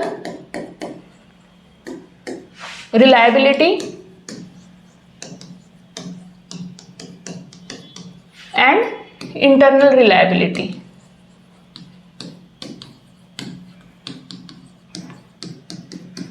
ठीक है, तो पहले हम देखेंगे एक्सटर्नल क्या होती है। एक्सटर्नल के केस में क्या होता है कि जो भी हमने फॉर्म यूज किया, जो भी क्वेश्चनेयर यूज किया, है ना, जो आपने बनाया रिसर्च करके क्वेश्चनेयर, वो हमने यूज किया, तो अगर हम उस टेस्ट को बार बार ही अटेम्प्ट कर रहे हैं, ठीक है, सेम फॉर्म को, सेम क्वेश्चनेयर हो,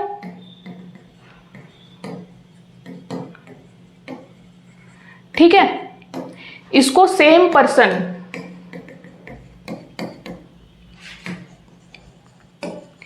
बार बार अटेम्प्ट कर रहा है, ठीक है, आज अटेम्प्ट करवाया हमने, कल फिर से बुला के करवाया, हफ्ते बाद फिर से बुला के कराया, 1 महीने बाद फिर से बुला के कराया, ठीक है, तो उसका जो रिजल्ट आ रहा है वो सेम आ रहा है, ठीक है, अगर उसको वो कंडीशन है तो, ठीक है, तो ये यहाँ पे हमारा हो गया एक्सटर्नल रिलायबिलिटी, इसकी प्रूव हो गई। या तो ये चीज हो, या फिर ऐसे हो कि 2 सेम टाइप के क्वेश्चनेयर हो, कि आपने एक टेस्ट बनाया, ठीक है, और फिर सिमिलर सा ही एक और बनाया, ठीक है, 2 टेस्ट आ गए हमारे पास। अब इनको हम अगर अटेम्प्ट कर रहे हैं तो इन दोनों का जो रिजल्ट है, ठीक है, वो आपका सेम सा आना चाहिए, ठीक है। अगर सेम टाइप के टेस्ट बने हैं तो उनको अलग अलग अटेम्प्ट करेंगे हम, तो हमारा रिजल्ट जो है सेम टाइप का आना चाहिए, ठीक है। तो इससे हमें क्या बातें पता चली कि जो एक्सटर्नल रिलायबिलिटी होती है वो हमारी 2 टाइप की होती है, ठीक है। External reliability is of 2 types.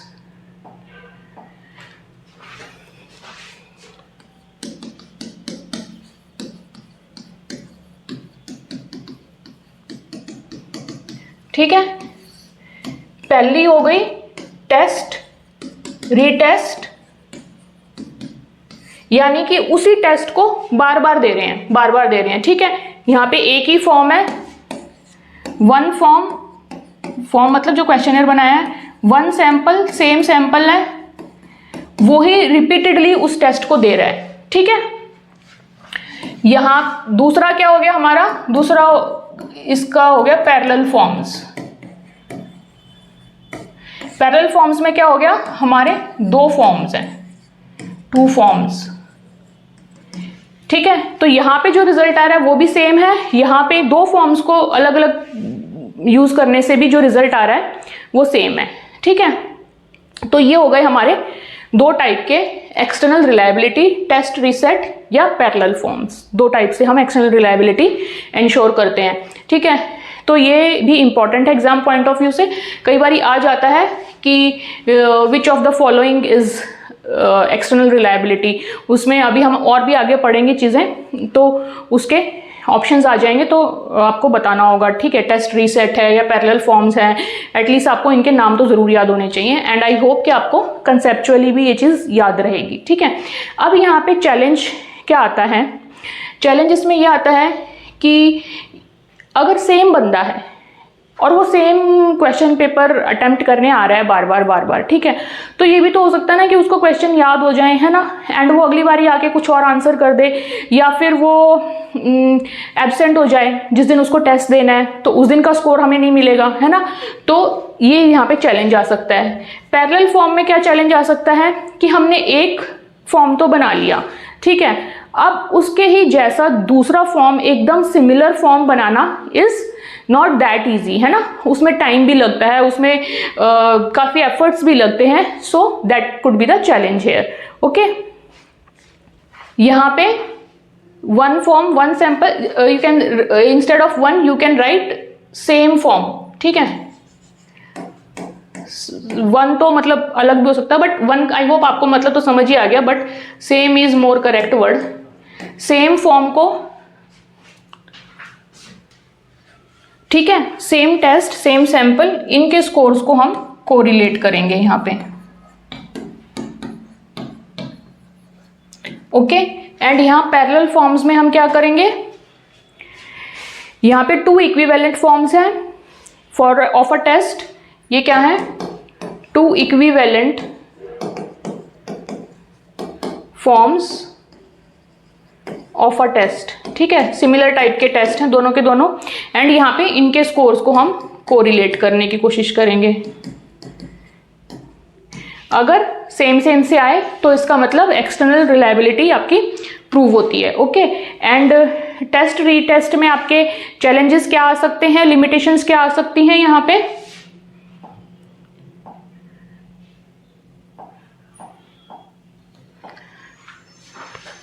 इसमें लिमिटेशंस हमने जैसे देखी थी, मेमोरी का इफेक्ट, है ना, या बंदा एब्सेंट है, अगर एब्सेंस की वजह से भी ये लिमिटेशन आ सकती है इसमें, या फिर प्रैक्टिस का effect.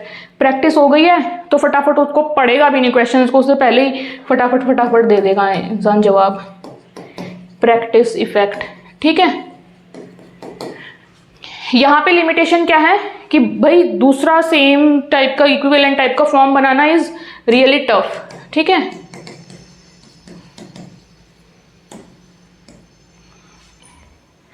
Hard to develop two forms and time consuming. Hard to develop and time consuming, ठीक है। आई होप ये समझ आया आपको। अब हम चलते हैं इंटरनल रिलायबिलिटी की तरफ। एक्सटर्नल रिलायबिलिटी में ये है आपका ओके, एक बार इसकी एक्सटर्नल रिलायबिलिटी की डेफिनेशन और लिख लो, है ना। ऐसा ना हो कि डेफिनेशन आ जाए एग्जाम में and you wonder about that. Definition में कुछ नया नहीं है, यही retest test and parallel forms के बारे में हमें लिखना है, ठीक है। The stability of a test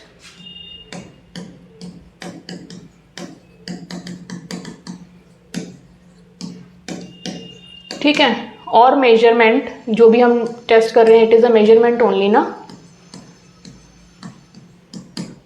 ठीक है। When it is repeated over time, when it is repeated over time, repeated over time की बात है तो टेस्ट रीसेट की बात कर रहे हैं हम, ठीक है। और using different but equivalent forms, different but equivalent forms, ठीक है। तो यहाँ पे हमने किसकी बात की, पैरेलल फॉर्म्स की, ठीक है। तो डेफिनेशन में कुछ अलग नहीं है, बस ये जो इसके दो टाइप्स हैं उसको कंबाइन करके बताया गया है कि external reliability is the stability of a test और measurement when it is repeated over time या using different forms but equivalent forms, ठीक है। अब हम बात करेंगे इंटरनल रिलायबिलिटी की।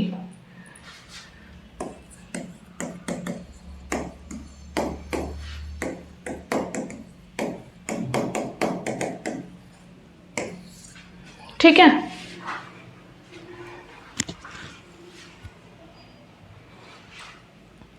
अच्छा, क्योंकि रिलायबिलिटी कंसिस्टेंसी होती है इसलिए इसको एक्सटर्नल रिलायबिलिटी की जगह एक्सटर्नल कंसिस्टेंसी भी बोल सकते हैं, ठीक है। तो दोनों में से कोई भी वर्ड आ सकता है, ओके। इसी तरह अब हमारा जो है इंटरनल रिलायबिलिटी या इंटरनल कंसिस्टेंसी, ठीक है। रिलायबिलिटी इज योर कंसिस्टेंसी, है ना, हमने देखा था शुरू में। अब एक्सटर्नल कंसिस्टेंसी के केस में तो हमने क्या देखा कि जो हमारा लास्ट में स्कोर आ रहा है, ठीक है, वो कंसिस्टेंट है कि नहीं, ठीक है। हमने लास्ट के स्कोर की बात की जो कि एक एक्सटर्नल चीज है ना। क्वेश्चन के अंदर क्या है अभी हमने वो नहीं देखा, है ना। तो इंटरनल कंसिस्टेंसी का मतलब क्या है कि इंटरनल यानी कि अब उस टेस्ट के अंदर कितनी कंसिस्टेंसी है, यानी कि जो उसमें जो कंसिस्टेंसी इंटरनल कैसे होगी कि उसमें कुछ क्वेश्चंस है, सपोज आपने जो टेस्ट बनाया उसमें कुछ 20 क्वेश्चंस हैं, ओके। तो वो 20 क्वेश्चंस जो हैं वो आपस में कितने कंसिस्टेंट हैं, है ना। कि ऐसा तो नहीं है कि एक क्वेश्चन तो कुछ और मेजर कर रहा है, दूसरा क्वेश्चन कुछ और चीज़ के बारे में पूछ रहा है ना। तो इस तरीके से जो आपस में जो क्वेश्चंस हैं वो कितने कंसिस्टेंट हैं, वो क्या एक ही कंस्ट्रक्ट को मेजर कर रहे हैं या कुछ और दिशा में जा रहे हैं, वो चीज़ हमें यहाँ पे पता करनी होती है, ठीक है। So the extent to which all items, इसकी डेफिनेशन क्या रहेगी, the extent to which all items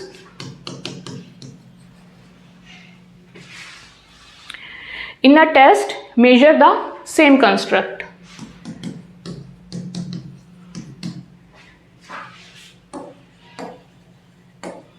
measure the same construct, ठीक है। कंस्ट्रक्ट वही आपका कंसेप्ट जो भी वो मेजर कर रहा है, ठीक है। मेजर करने के बाद तो वो आपका वेरिएबल हो जाएगा, है ना। And give similar results, and give similar results. ठीक है, हमने जो क्वेश्चंस बनाए हैं क्या वो क्वेश्चंस आपस में एक दूसरे से कंसिस्टेंट हैं? All are they all fit together and do they measure the same thing? कि अगर हमें एंग्जाइटी मेजर कर रहे हैं तो क्या सारे हमारे जो क्वेश्चंस हैं वो एंग्जाइटी मेजर करने की तरफ ही बने हुए हैं, या कहीं ऐसा तो नहीं है कि कोई कुछ और मेजर कर रहा है? उनमें से कोई क्वेश्चन ऐसा है कि जो आपका इंटेलिजेंस लेवल मेजर कर रहा है या कोई कुछ और कंस्ट्रक्ट मेजर कर रहा है ना? तो इस टाइप से तो नहीं है। तो ये चेक करने के लिए हमें इंटरनल कंसिस्टेंसी चेक करनी होती है। ठीक है, यानी कि आइटम्स की आपस की कंसिस्टेंसी। ओके, तो यहाँ पे क्या होता है, यहाँ पे आपके 3 मेथड्स आते हैं। ठीक है, एक तो आता है आपका जो हम यूज करते हैं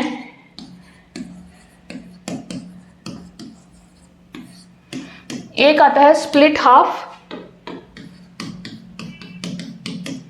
स्प्लिट हाफ में क्या करते हैं, नाम से पता चल रहा है, अपने क्वेश्चनियर को 2 भाग में डिवाइड कर देते हैं। ठीक है, आधे क्वेश्चन इधर कर लेते हैं, आधे इधर कर लेते हैं। अब उसमें क्या करेंगे हम, फिर उनके जो रिजल्ट आएंगे उसको कोरिलेट करेंगे। ठीक है, so divide the test into 2 halves.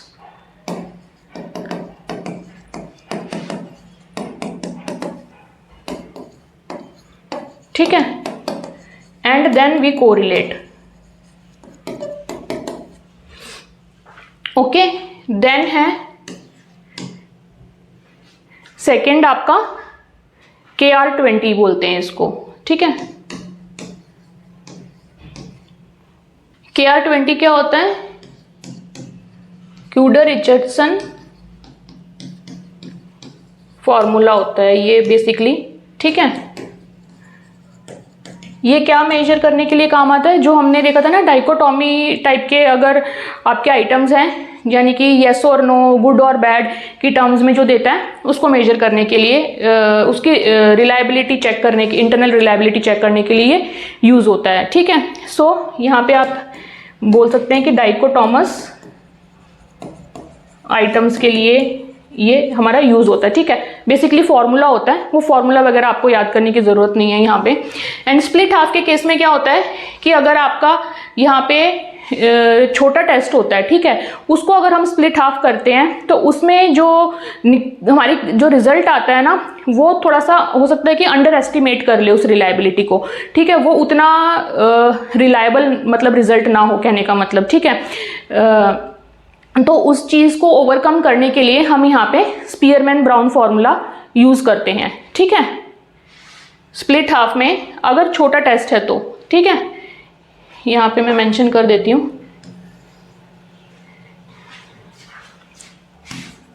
In case of short test क्या यूज करते हैं हम, स्प्लिट हाफ करने के बाद इसमें फॉर्मूला कौन सा, स्पीयरमैन ब्राउन का फॉर्मूला यूज करते हैं। ठीक है, उस चीज को एडजस्ट करने के लिए। फॉर्मूला वगैरह की डिटेल में जाने की जरूरत नहीं, क्योंकि एनीवेज आपके सिलेबस में बेसिक करके लिखा हुआ है। बट हाँ, इनके नाम वगैरह जरूर याद कर लेना कि आपको पता होना चाहिए। एक्सटर्नल रिलायबिलिटी में आपके टेस्ट रीटेस्ट आता है, पैरेलल फॉर्म्स आते हैं। यहाँ पे इंटरनल रिलायबिलिटी में आपका स्प्लिट हाफ आता है, KR20 आता है। KR20 is क्यूडर Richardson formula. ठीक है, एक और आता है इसमें तीसरा, थर्ड इंटरनल में आता है आपका क्रोनबाख्स अल्फा। ठीक है, ये बेसिकली वहाँ यूज होता है जहाँ नॉन डाइकोटॉमस होता है। ठीक है, पहले वाला डाइकोटॉमस था, ये कहाँ रिलायबिलिटी, इंटरनल रिलायबिलिटी कहाँ चेक करता है, ये इंटरनली चल रहा है हमारा। ठीक है, इंटरनल कंसिस्टेंसी का थर्ड है ये नॉन डाइकोटॉमस में चेक करता है।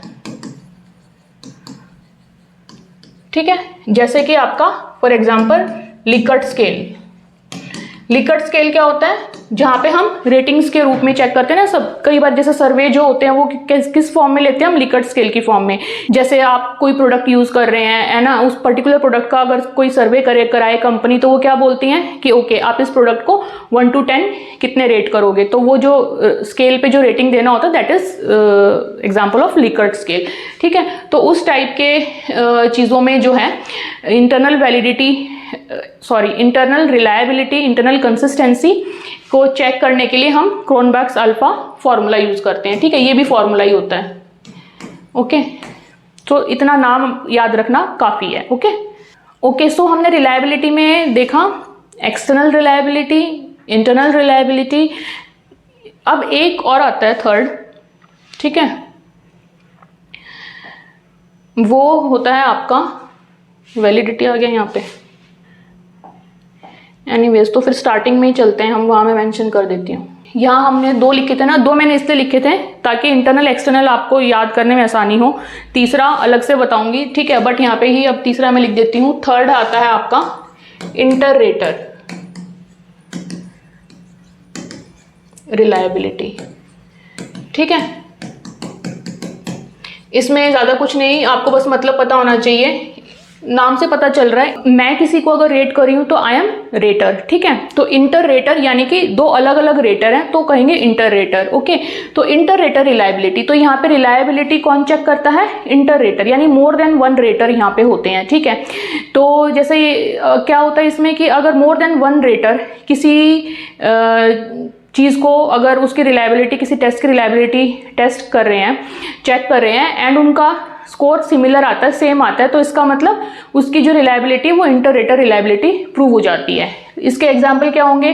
जैसे कि सपोज करो एक बच्चे ने अपना टेस्ट दिया, कोई ऐसे आया, वो ऐसे उसने लिखा। ठीक है, अब एक टीचर के पास गया, उसने उसको 100 में से 90 मार्क्स दे दिए। ठीक है, अब विदाउट शोइंग कि उस टीचर ने क्या दिया, किसी दूसरे टीचर के पास गया। ठीक है, तो उस टीचर ने भी उसको 91, 92 या 89 के आसपास के उसके मार्क्स दिए। ऐसे ही 1-2 टीचर्स के पास और गया एंड उन्होंने भी अगर सिमिलर रेंज में मार्क्स दिए, तो इसका मतलब उसने जो ऐसे लिखा वो उसकी रिलायबिलिटी प्रूव होती है एज इंटर रेटर रिलायबिलिटी। ठीक है, या फिर जैसे हम अगर साइकोलॉजी के फील्ड में बात करें, तो जैसे अगर जो क्लिनिकल कंडीशंस होती हैं, है ना, एक बच्चे का सपोज IQ चेक करना है। ठीक है, एक साइकोलॉजिस्ट ने चेक किया एंड उसने बता दिया कि ओके इस बच्चे का IQ लेवल इतना आया है। अब सपोज करो किसी दूसरे साइकोलॉजिस्ट ने अगर उससे IQ टेस्ट करवाया एंड चेक किया एंड उसका भी सेम आ रहा है, तीसरे चौथे साइकोलॉजिस्ट ने भी किया एंड सबका जो IQ का जो स्कोर आ रहा है वो सेम आ रहा है। ठीक है, तो क्या होगा कि इसका मतलब जो IQ का जो टेस्ट बनाया था वो रिलायबल है। भाई अलग अलग टाइप के साइकोलॉजिस्ट ने जो है उसको चेक कर लिया, रिलायबिलिटी, इंटर रेटर रिलायबिलिटी उसकी चेक हो चुकी है। ठीक है, so that is reliable now. सो यहाँ पे क्या डेफिनेशन रहेगी? The degree to which inter rater reliability की, the degree to which different observers or raters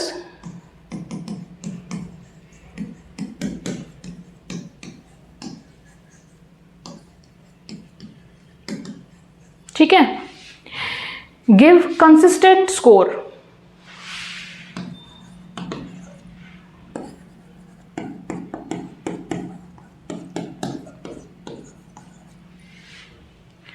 when measuring the same thing। ठीक है, सेम चीज मेजर कर रहे हैं।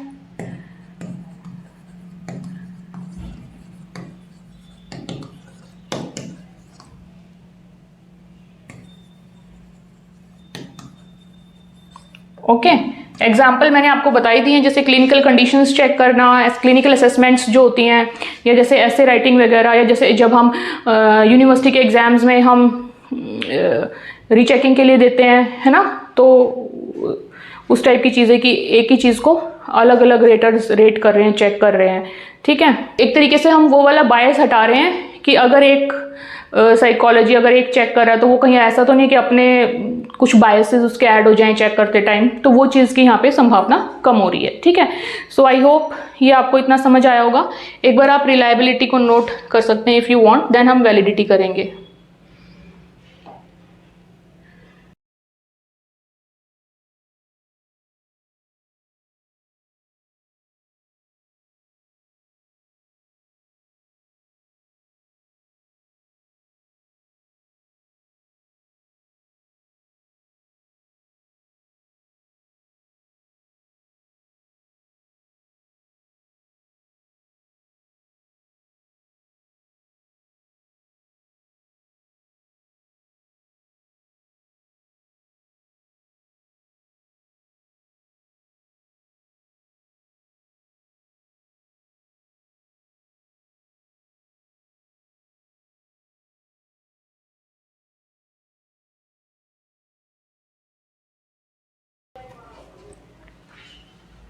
ओके, सो हमने रिलायबिलिटी कंप्लीट कर लिया। रिलायबिलिटी मतलब कंसिस्टेंसी।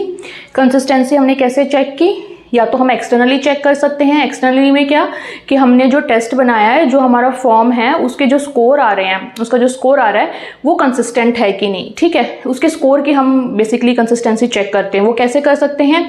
या तो हम सेम फॉर्म को बार बार ही वो टेस्ट अटेम्प्ट कराएं सेम पर्सन से। ठीक है, इसको बोल दिया टेस्ट रीसेट।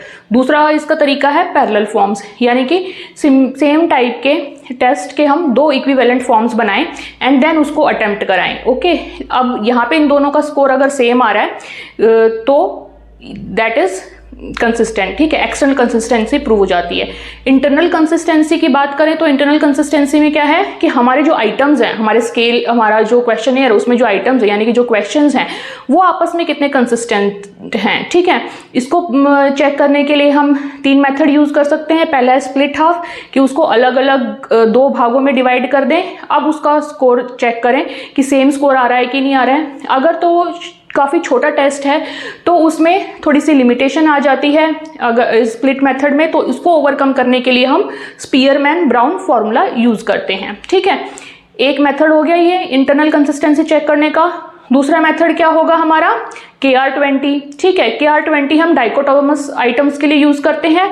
तीसरा है क्रोनबाक्स अल्फा। ठीक है, उसको हम कब यूज करते हैं? जब हमारे लिकर्ट स्केल टाइप के चीज़ें होती हैं तब, या नॉन डाइकोटोमस आइटम्स होते हैं उसके लिए हम यूज़ करते हैं। ठीक है, कंसिस्टेंसी चेक करने के लिए। तीसरा हमारा इंटर रेटर रिलायबिलिटी। ठीक है, जिसमें कि डिफरेंट रेटर जो है या डिफरेंट ऑब्जर्वर जो है सेम टेस्ट को बार बार ही चेक कर रहे होते हैं। ठीक है, so this is all about reliability. अब हम बात करेंगे वैलिडिटी की। ठीक है, ओके, वैलिडिटी में हमने क्या देखा था कि जो हम मेजर कर रहे हैं क्या वो वही चीज मेजर कर रहा है कि नहीं, मतलब करेक्ट है कि नहीं, है ना, उसकी वैलिड है कि नहीं वो चीज। कंसिस्टेंसी तो चलो ठीक है, एक कंसिस्टेंसी मेंटेन कर रखी है, लेकिन करेक्ट भी है कि नहीं जो कर रहा है। So does the test measure what it claims to measure. ठीक है, जो उसने क्लेम किया मेजर करने के लिए कि एंग्जाइटी मेजर करने के लिए बोल रहा है तो एंग्जाइटी ही मेजर कर रहा है ना, वो चीज हमें यहाँ पे देखनी है वैलिडिटी में। ओके, सो दिस इज ये आपकी वैलिडिटी की डेफिनेशन है। अब ये भी हमारी जो वैलिडिटी है ये कुछ टाइप्स की होती है, तो वो हम टाइप्स एक बार ही देख लेते हैं कि कौन कौन सी टाइप्स की वैलिडिटी होती हैं। तो पहली तो होती है आपकी कंटेंट की वैलिडिटी। ठीक है,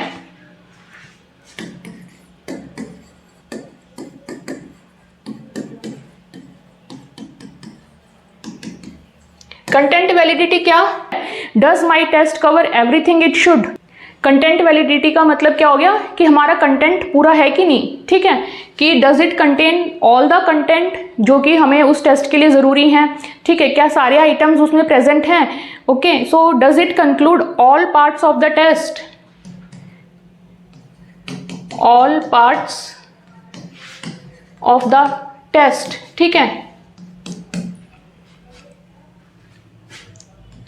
अब जैसे सपोज करो कि किसी की मैथमेटिकल एबिलिटी टेस्ट करने के लिए हमने एक बनाया टेस्ट। ठीक है, फॉर एग्जांपल हम 8th क्लास के बच्चे की मैथमेटिकल एबिलिटी टेस्ट करना चाह रहे हैं। ठीक है, एंड अगर हमने उसमें सिर्फ और सिर्फ सपोज ट्रिग्नोमेट्री के सम्स दे दिए, एलजेब्रा हमने इंक्लूड ही नहीं किया, तो क्या हम उसकी कंप्लीट मैथमेटिकल एबिलिटी टेस्ट कर लेंगे? नो। ठीक है, तो हमारे जो टेस्ट हम कर रहे हैं उसमें हर टाइप के जो भी उससे रिलेटेड क्वेश्चंस हैं वो इंक्लूड होने चाहिए, यानी कि कंटेंट हमारा पूरा होना चाहिए, है ना, इनकम्प्लीट नहीं होना चाहिए। So all parts of the test are included. ठीक है, ये हमें देखना होता है।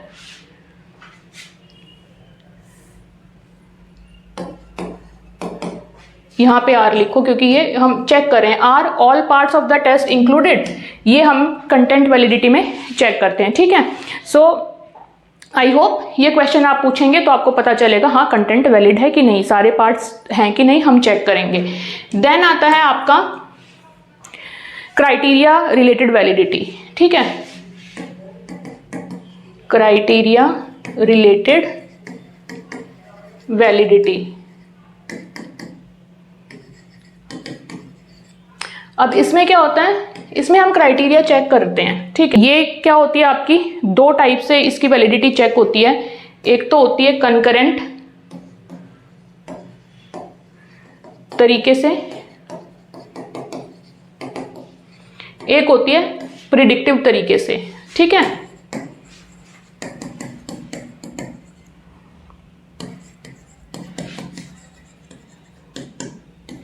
कंकरेंट का मतलब क्या है, उसी टाइम उसी सिचुएशन में, ठीक है।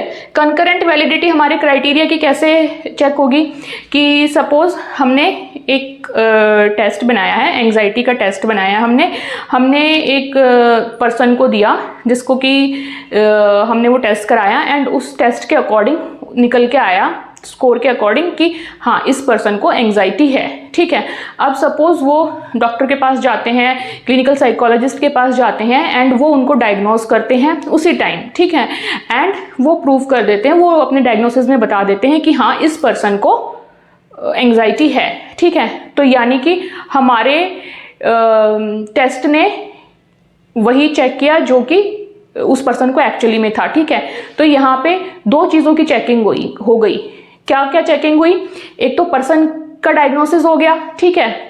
दूसरा हमारे टेस्ट की भी चेकिंग हो गई कि हाँ हमारा टेस्ट ठीक था, ठीक है, वैलिड था। तो कंकरेंट का मतलब क्या है कि दो चीज़ें साथ में हो रही हैं, ठीक है। दो चीज़ें साथ में क्या हो रही हैं, पर्सन का टेस्ट, ठीक है, पर्सन का डायग्नोसिस एंड हमारे टेस्ट की वैलिडिटी दोनों एक ही टाइम पे एस्टेब्लिश हो रही हैं, ओके। सो कंकरेंट में वैलिडिटी ऑफ टेस्ट, ठीक है, एंड जो मेजरमेंट है यानी कि जो हमने डायग्नोस किया पर्सन का, ठीक है, वो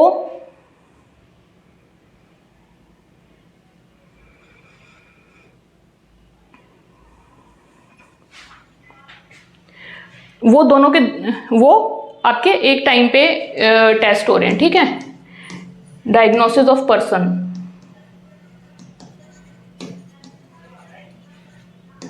तो ये दोनों आपके सेम टाइम पे हो गए हैं एस्टैब्लिश,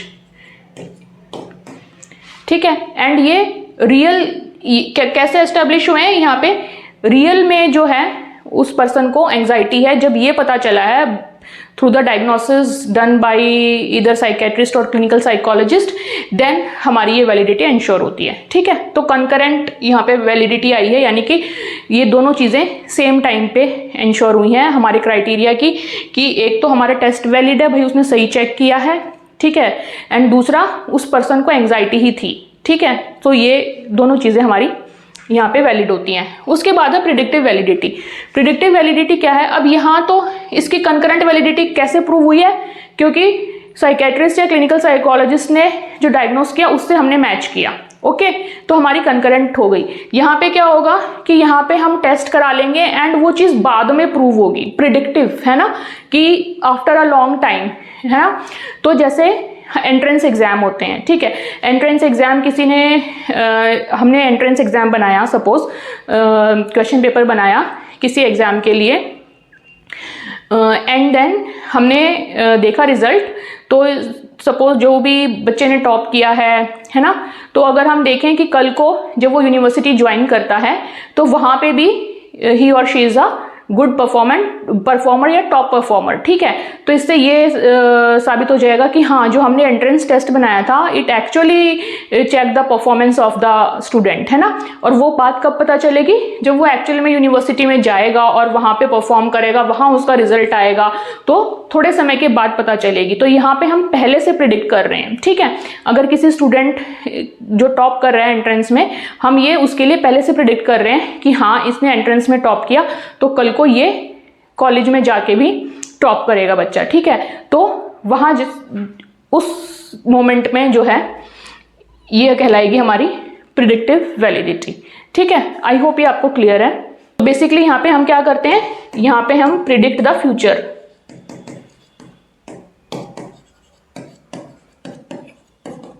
ठीक है। तो अगर तो वो बच्चा कॉलेज में भी टॉप कर रहा है तो यानी कि हमारा जो क्राइटेरिया था related to that question paper, जो भी था परफॉर्मेंस बेस्ड क्राइटेरिया हमने लिया था उस क्वेश्चनियर में, तो वो हमारा वैलिड था, ठीक है, सही था मतलब कि। नेक्स्ट नेक्स्ट होती है आपकी कंस्ट्रक्ट वैलिडिटी।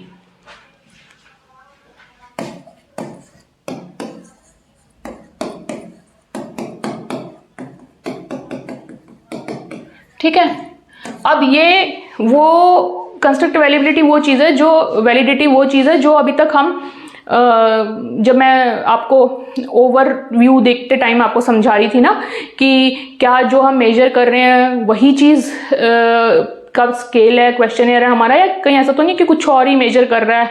हम ये मान के चल रहे हैं कि हमने तो एंग्जाइटी का बनाया है लेकिन वो मेजर कर रहा है पता चले इमोशनल इंटेलिजेंस या IQ व्हाटएवर। ठीक है, so am I really measuring what I think I am doing it. ठीक है, सो यहाँ पे कंस्ट्रक्ट वैलिडिटी आती है, जैसे कि हमने लीडरशिप स्केल के एग्जांपल लिया कि लीडरशिप का हमने बनाया था क्वेश्चनियर, है ना। कहीं ऐसा तो नहीं है कि वो एक्चुअली में कम्युनिकेशन स्किल्स मेजर कर रहा है या मोटिवेशन लेवल मेजर कर रहा है। ठीक है, measuring what we actually want to do.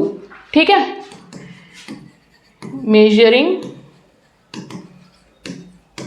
What we actually want to measure। ठीक है, कंस्ट्रक्ट आपका वही कंसेप्ट, कंस्ट्रक्ट इंटेलिजेंस हो गया, एंजाइटी हो गया। ठीक है, जब तक वो कंसेप्ट की फॉर्म में है।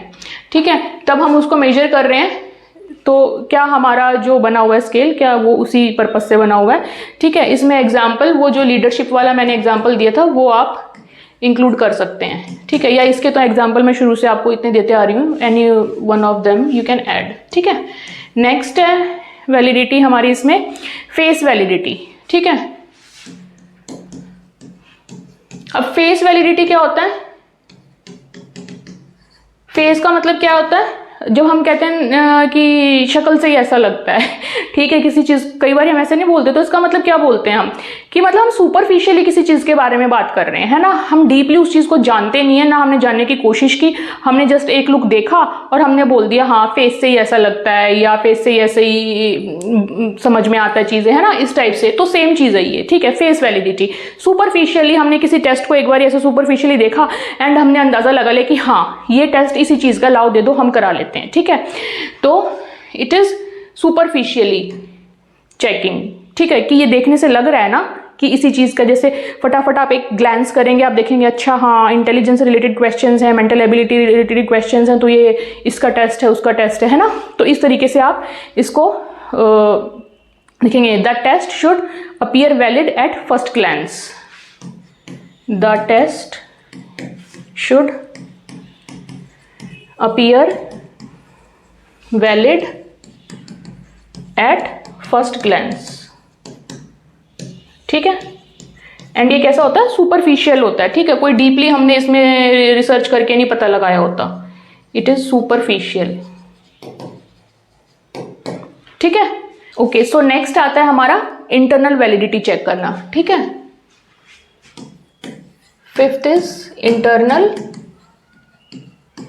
वैलिडिटी। इंटरनल वैलिडिटी चेक करने का मतलब है बेसिकली हम कॉज इफेक्ट की वैलिडिटी चेक कर रहे हैं। ठीक है,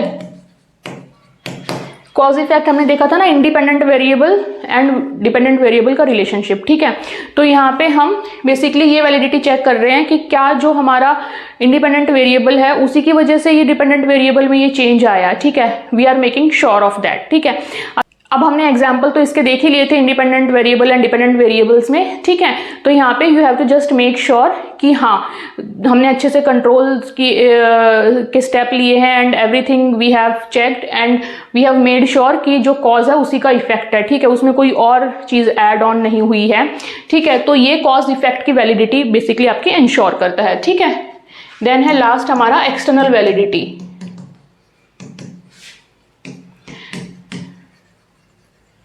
ओके, एक्सटर्नल वैलिडिटी में क्या होता है कि अब जो हमारा रिजल्ट आया है, ठीक है, या क्या हम उसको जनरलाइज कर सकते हैं, है ना। जनरलाइज मतलब अगर हमने 50 लोगों की पॉपुलेशन पे किया है एंड हमारे पास अब आगे 500 लोग हैं उस पॉपुलेशन में, तो क्या हम जो उसका रिजल्ट आया है उसको ये मान सकते हैं कि हाँ ये 500 लोग भी ऐसे ही होंगे। ठीक है, so it is used for making the generalisations.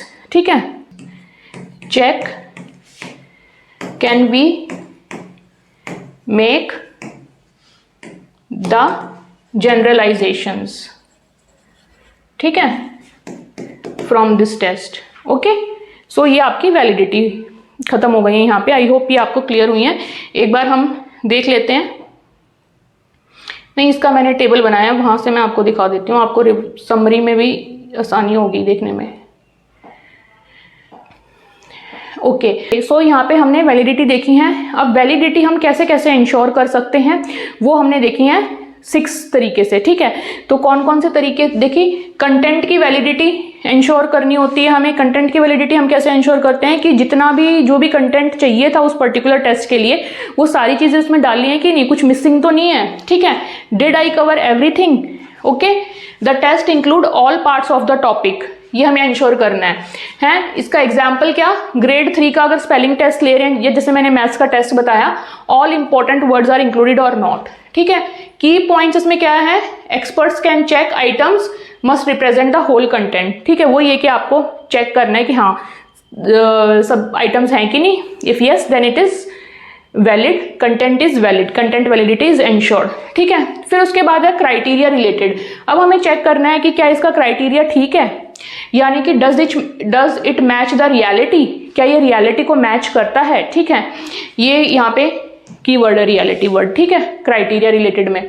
यहाँ पे क्या करेंगे हम, test relates to a trusted external measure, यानी कि रियलिटी जो क्राइटेरिया वर्ड है, जो रियलिटी है वो कहाँ से हम निकाल के लाएंगे, किसी एक्सटर्नल से, जो हमने बताया कि डॉक्टर से या क्लिनिकल साइकोलॉजिस्ट से, वहाँ से हम उस क्राइटेरिया को उठाएंगे कि वहाँ से हम उसको मानेंगे अपना रेफरेंस क्राइटेरिया का, रियलिटी का, कि हाँ उन्होंने ये जो बात बताई है, जो डायग्नोस किया है, this is correct, this is real, ठीक है।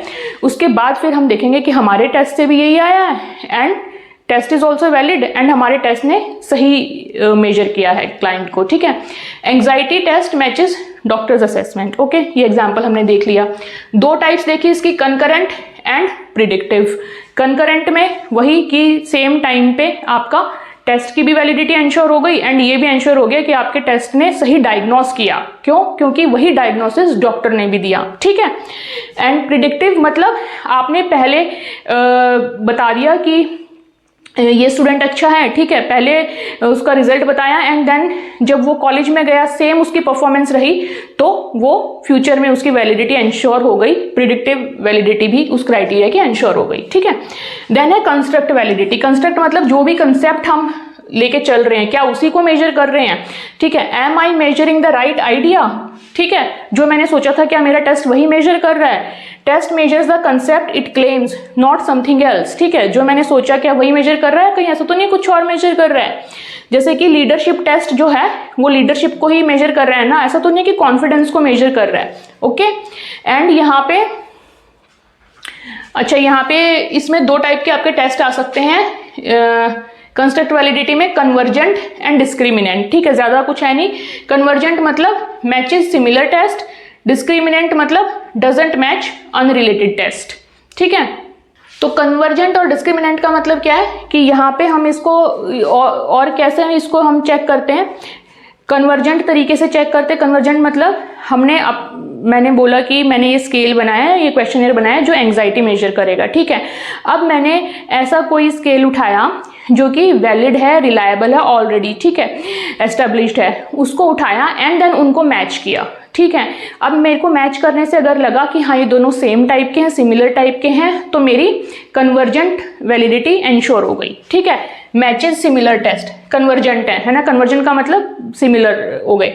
डिस्क्रिमिनेंट, ठीक है, डिस्क्रिमिनेंट क्या, अब मैंने एंग्जाइटी का टेस्ट लिया हुआ है, ठीक है, अब मैंने एंग्जाइटी के अलावा कोई दूसरा टेस्ट उठाया, ठीक है, और जो मेरे को आइटम्स देख के मेरे को अगर लगा कि ओके सपोज एंग्जाइटी का टेस्ट है, उसमें कहीं मैंने सैडनेस तो नहीं मेजर कर रही हूँ मैं, या मैं कहीं आईक्यू लेवल तो मेजर नहीं कर रही हूँ, अगर मेरे को इस टाइप का शक हुआ उस पर, तो मैंने वो वाले टेस्ट उठाए। सपोज मेरे को शक है कि मैंने बनाया एंग्जाइटी का है लेकिन इसमें मैंने आईक्यू रिलेटेड क्वेश्चंस डाले हुए हैं आईक्यू चेक करने के, तो मैं क्या करूँगी, मैं आईक्यू वाले अपने उठाऊंगी, ठीक है, एंड देन उनको मैच करूंगी। अगर ये इससे मैच कर गया तो इसका मतलब मेरी वैलिडिटी इंश्योर नहीं हुई, लेकिन अगर मैच नहीं किया तो इसका मतलब हाँ ठीक है, it is valid. Okay, so discriminant doesn't match unrelated test is discriminant, यानी दोनों अलग अलग हैं। ठीक है, तो आपके कंस्ट्रक्ट वैलिडिटी में कन्वर्जेंट एंड डिस्क्रिमिनेंट दो टाइप के से मेजर की जा सकती है। कंस्ट्रक्ट वैलिडिटी कन्वर्जेंट यानी कि सेम टाइप के टेस्ट के साथ वो सिमिलर टेस्ट लगे, दूसरे टेस्ट से जब आप मैच करें, अनफेमिलियर टेस्ट से अगर आप मैच करें तो दोनों सिमिलर ना लगे। ठीक है, तो ये हो गया आपका construct validity. Okay, then face validity. Face validity में हमने क्या पढ़ा? डज इट लुक करेक्ट, क्या ये ठीक लग रहा है, जैसा था वैसा ही। Test appear valid on the surface, superficially वो वैलिड लगना चाहिए। जैसे कि depression test ask about sadness, depression test आपका सैडनेस के बारे में पूछ रहा होगा, तो आप क्वेश्चन पढ़ेंगे तो आपको लगेगा हाँ हाँ यार इस टाइप के क्राइटेरिया ये पूछ रहा है, तो it is fine. Based on researcher judgement and subjective होता है ये। ठीक है, face value. Then internal validity. Internal validity किसको एस्टेब्लिश करता है? कॉज इफेक्ट को। ठीक है, तो अगर आपका क्वेश्चन आ जाए कि which type of validity establishes the cause effect relationship, so you should know it is internal validity। ठीक है, एंड जनरलाइजेशन कौन करता है? External validity. ठीक है, so internal validity is cause effect, check if independent variable really causes the change, जैसे कि teaching method improved score check. ठीक है, तो ये वही एग्जांपल्स हैं, दिस इज प्रेटी इजी, ये बहुत बारी हम बात कर लिए। अब है external validity, can I apply it everywhere, क्या हम इसको जनरलाइज कर सकते हैं? तो ये इसमें बताता है। ठीक है, सो आई होप ये आपको क्लियर है। एंड मैं यहाँ स्लाइड्स रन कर दूंगी, आपकी वैलिडिटी वाली स्लाइड्स रहती हैं। ठीक है, बाकी पूरा मैंने ये एक टेबल में आपके लिए समराइज भी कर दिया है, so that it is easy to revise. And यहाँ पे आपका ये टॉपिक ख़त्म होता है। आज हमने कर लिया वेरिएबल्स, रिलायबिलिटी एंड वैलिडिटी। ठीक है, लेंदी थे टॉपिक, लेकिन आई होप कि आपको समझ आए होंगे एंड याद करने में आपको आसानी रहेगी। ठीक है, एंड इसके एंड में मैं आपको स्क्रीन पे लिंक मिल जाएगा, स्क्रीन पे आपको ऐसे शॉर्ट में वो वीडियो दिखेगी, वो एक्चुअली यूजीसी नेट की प्रैक्टिस टेस्ट सीरीज़ की हैं। एक दो वीडियोस मैं यहाँ पे अटैच कर दूंगी, आप उसको क्लिक करके ओपन कर सकते हैं। उसमें क्वेश्चंस हैं रिलेटेड टू रिसर्च मेथड के, तो अगर आपको टाइम मिले तो आप वो कर सकते हैं। ठीक है, 2 या 3 वीडियोस होंगी, तो मैं वो अटैच कर दूंगी यहाँ पे, स्क्रीन पे आपको दिख जाएगा एंड में। ठीक है, वो आप चाहें तो कर सकते हैं। एंड बाकी टॉपिक्स अब नेक्स्ट क्लास में करेंगे as soon as possible। Okay, so if you have understood it and liked it, do not forget to like, share and subscribe, and I see you in the next class. Till then, take care. Bye bye.